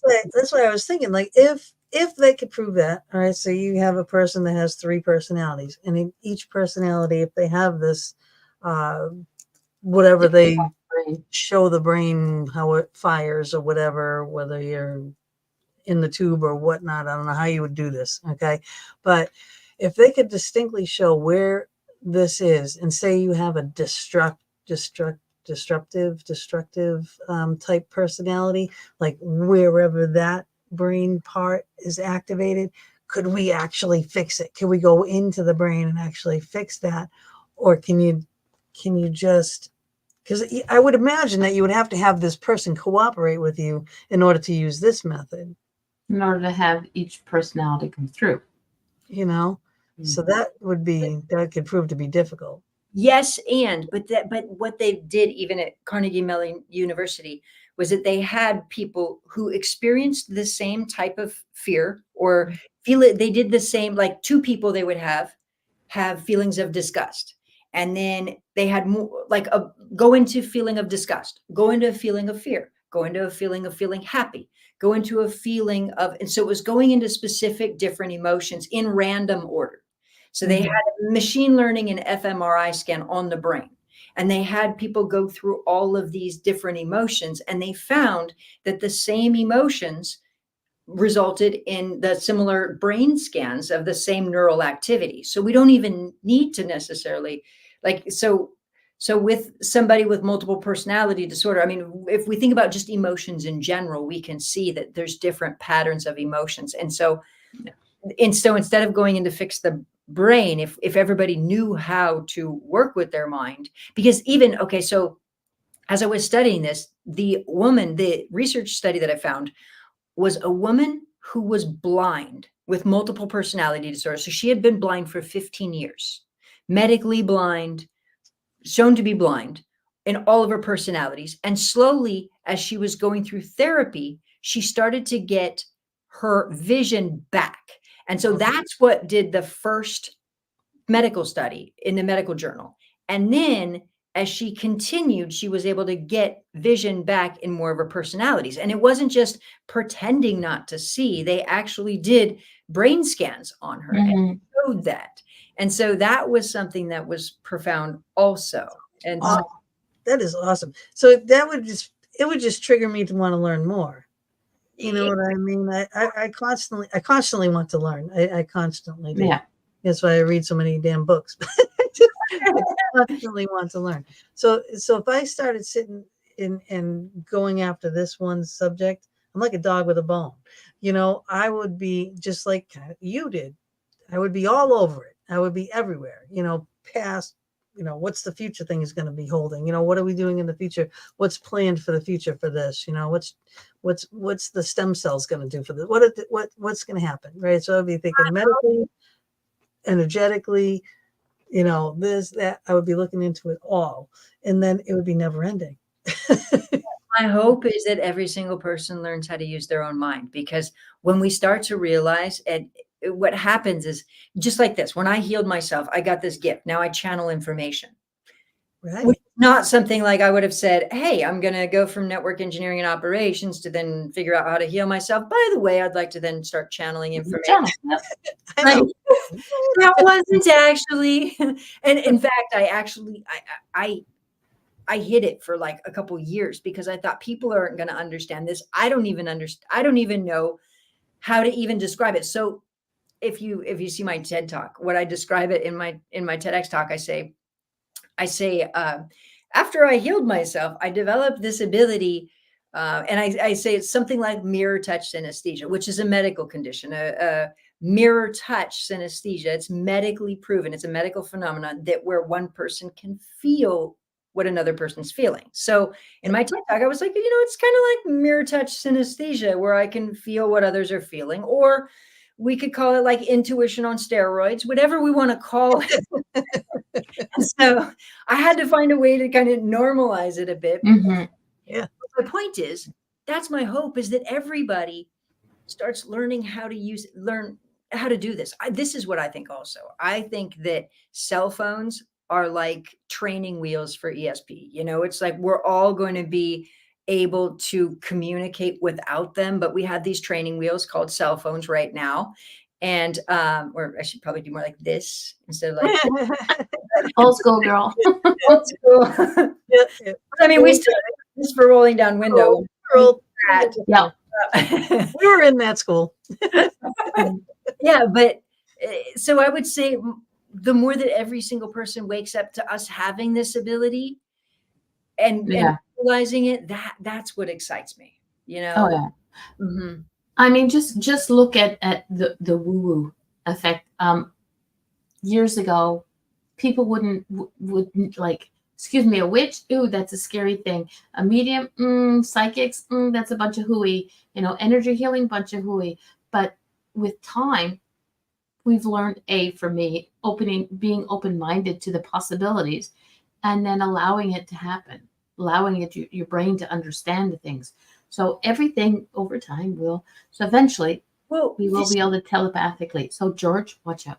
The Germans wanted to use that in World War II. These angels is coming after. There you go. Yeah. Celebrate with you, George. George, I'm sending you a message. But this is what's fascinating. Okay, so energy of the body was actually medically discovered in the 1920s.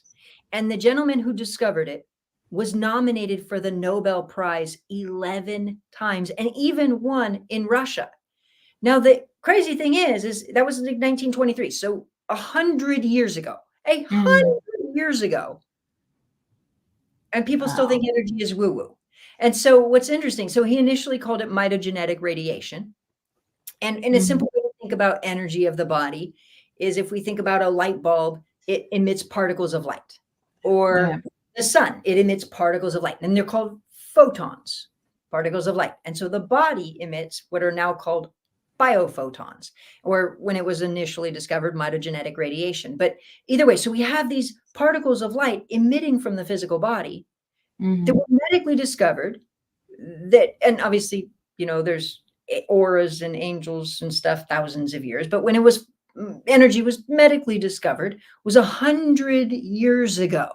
Right. Now, what's fascinating is that fast forward even to a couple of weeks ago, there's a database that is under the NASA agreement that is maintained by the Smithsonian and Harvard that actually has current studies in it.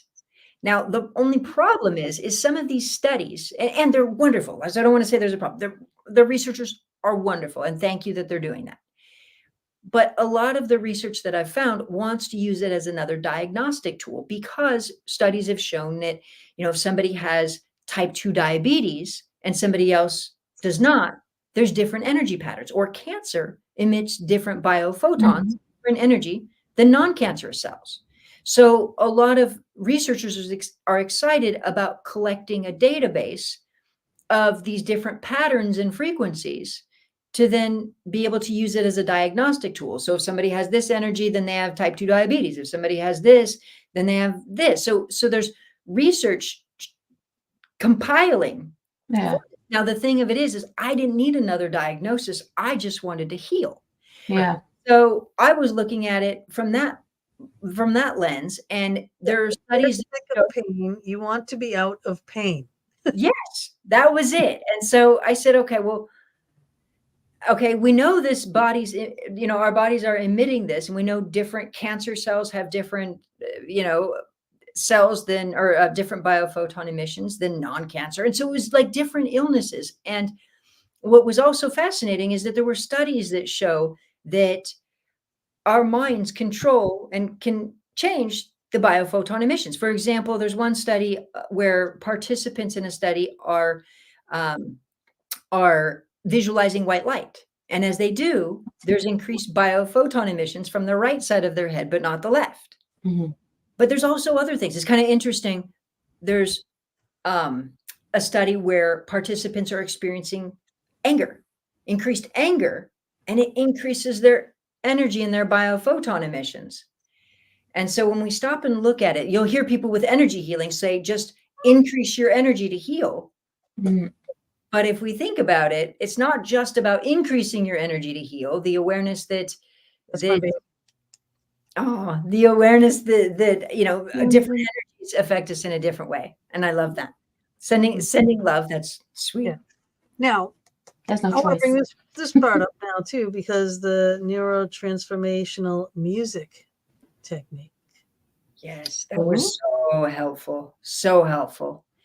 So in changing my emotions and saying, okay, well, I have to then reprogram my mind and reprogram my emotions. I thought about it like this, is that all the time people will try to just think positive. But the problem with think positive is that we have to get, our brain works in neural pathways. It works in patterns. Yeah. And so ultimately what we needed to do is we need to establish new patterned ways of thinking. And we can think of it like this, like a big field of grass. If you take a different way through the grass every day, you don't establish a pattern. But if you go the same way every day, you establish a path. And so so to make something subconscious, we need to have patterns. We need to have new paths.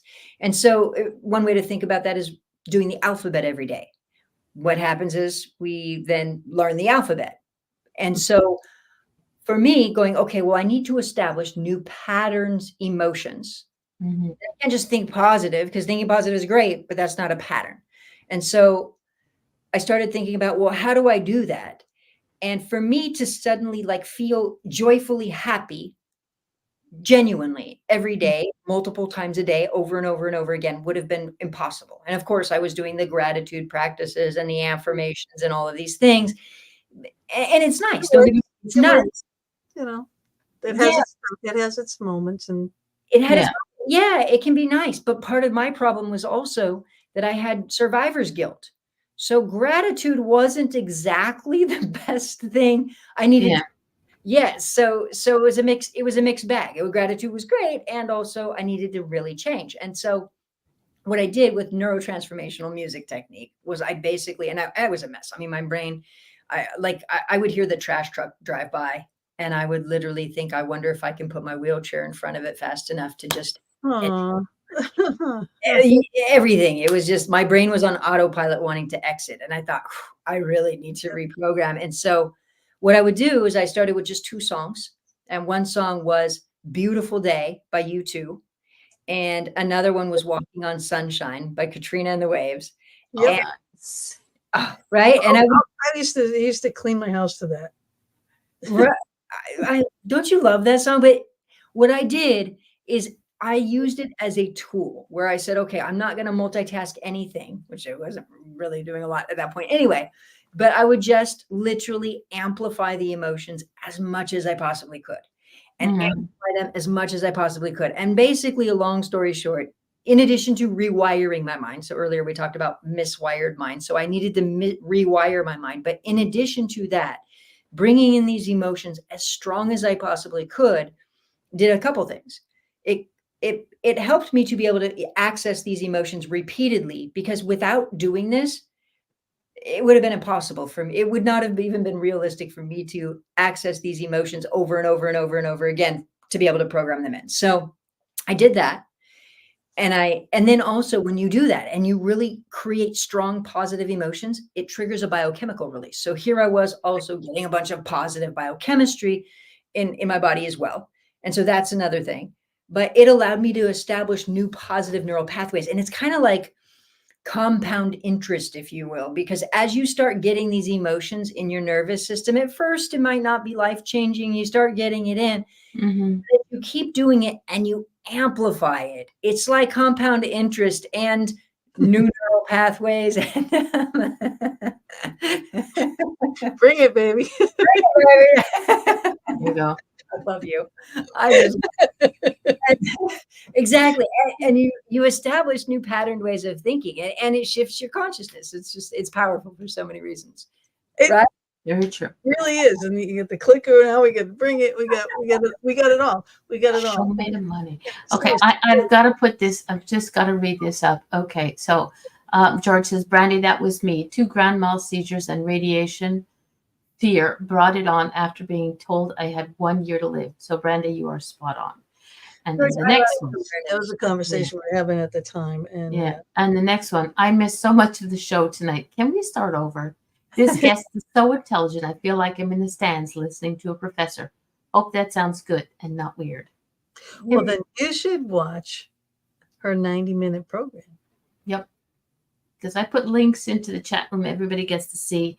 I put links in for your TED Talks, your free 90-minute class, and then just your website in general. So people go do your thing. And the 90-minute program is really helpful because there's also a lot of misconceptions with working with the mind as well. So that's right. So you can get her book too on Amazon. Can they also order it through your website? Not my website, but Amazon, Barnes and Noble. Oh, there is actually a link to the book. Actually, if you go to brandygilmore.com/book, there is a link there as well.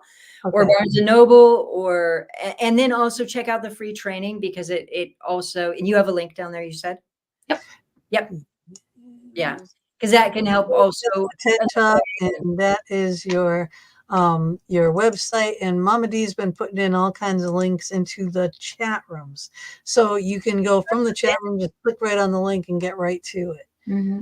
I like that. I like that. Yes. You got all that high tech. You're on it. She's on it. She's on it. I'm just yapping. But again, I just support. Jeez.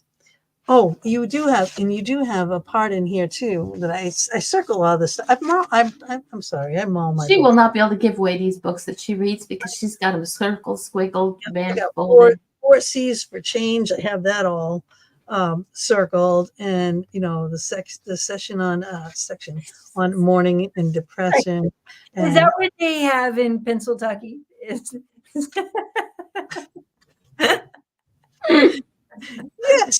I'm not going to. I love that. I did say that I'm not originally from here, right? I'm not from here. I'm from up there where I park my car in my yard, right, in Massachusetts. That's why she's probably pronouncing it. By the yard. Okay. In the yard. Yeah. In a quarter. Yeah, on the corner. It's on the corner. You can get out of here. Those big chihuahuas in Canada.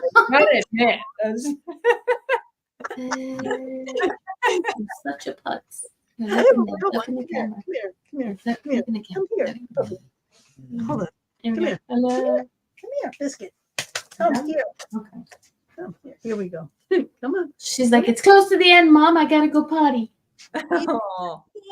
Okay, so here's my little chihuahua. There we go. He does look like a little fox. Little chihuahua? Yeah. Yeah. He is. Hi. So cute. That's a little one. Yeah. Does he look like a little fox? Is it little? Is it underfed by chance? Yes. underfed. He was very little when I first got him. He doesn't look underfed. No. No. I don't think our babies get. When anybody says this, let me get my little chihuahua. That's kind of an indication it might not be good. Oh, It's like, Mama D, will you be my best friend? Yeah. Priceless. I freaking love it. Yeah, no, he was like 9 pounds when we got him. Now he's like 20. I was gonna say he doesn't look so little. Not anymore. He's being abused by good food. So stop eating treats. He's well fed. Oh, no, not yet. Go away. Oh god. But honestly, we're just like down to our last minutes. All right, I want to know what your final thoughts are that you want to leave our people with on how they can heal themselves the easiest way. Get the I book. get the book. This is what I would say. We're truly amazing beings, and we've all heard this. It's written throughout history, metaphysics, in the Bible, 3,000 years. I hope that it's our generation that actually puts this to use. I mean, it's written in the Bible. The very heart is a medicine to the body. We can look at energy, biochemistry, multiple personality disorder, different ailments. We can see the evidence, the placebo, nocebo, it's everywhere. And my biggest desire is that it's our generation that says we are going to make this a new norm. Like we have to, how do we do that? How do we make it a new norm? We have to get results. We have to. So my hope is that you buy the book or take the video training, whatever. And there's a free link for the video training, 90-minute training. But either way, that we all just learn how to get results. We follow through and it is worth it. I've never had anybody heal themselves and say, man, I wish I didn't do that. Instead, right? Exactly. I feel great. I still feel great. Right? I feel like giddy. Like, isn't it amazing? Like you do.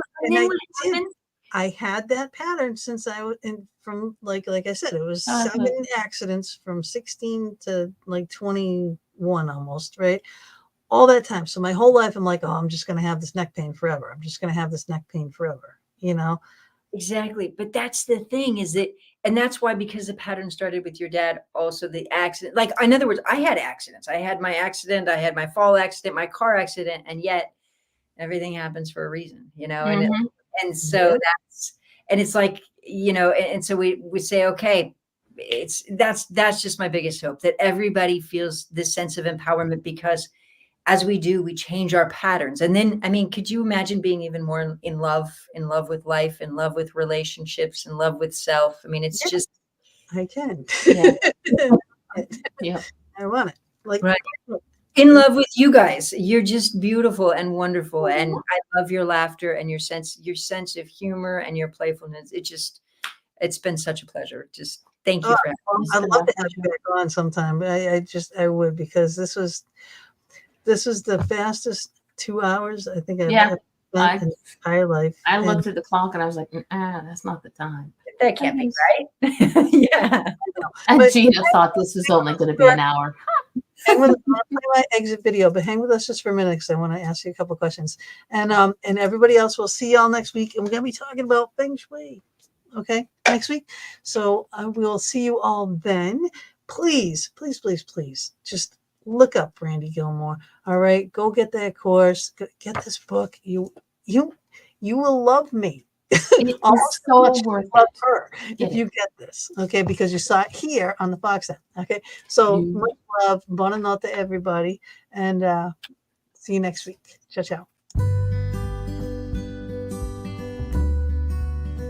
We thank you so much for joining us for another episode of the Fox Den with Gina B and Mama D. We are here every Thursday evening from 8 to 10 p.m. Eastern Standard Time, bringing you a variety of guests. Streaming live on Facebook, YouTube, and Twitch, as well as our Anchor audio venues. We hope you enjoyed our show and our guest, and we would love it if you would go to our YouTube channel, The Fox Den with Gina B and Mama D, subscribe, and definitely hit that notification button to never miss a show. We'll see you all next week, and subscribers, watch for our pop-up shows as well.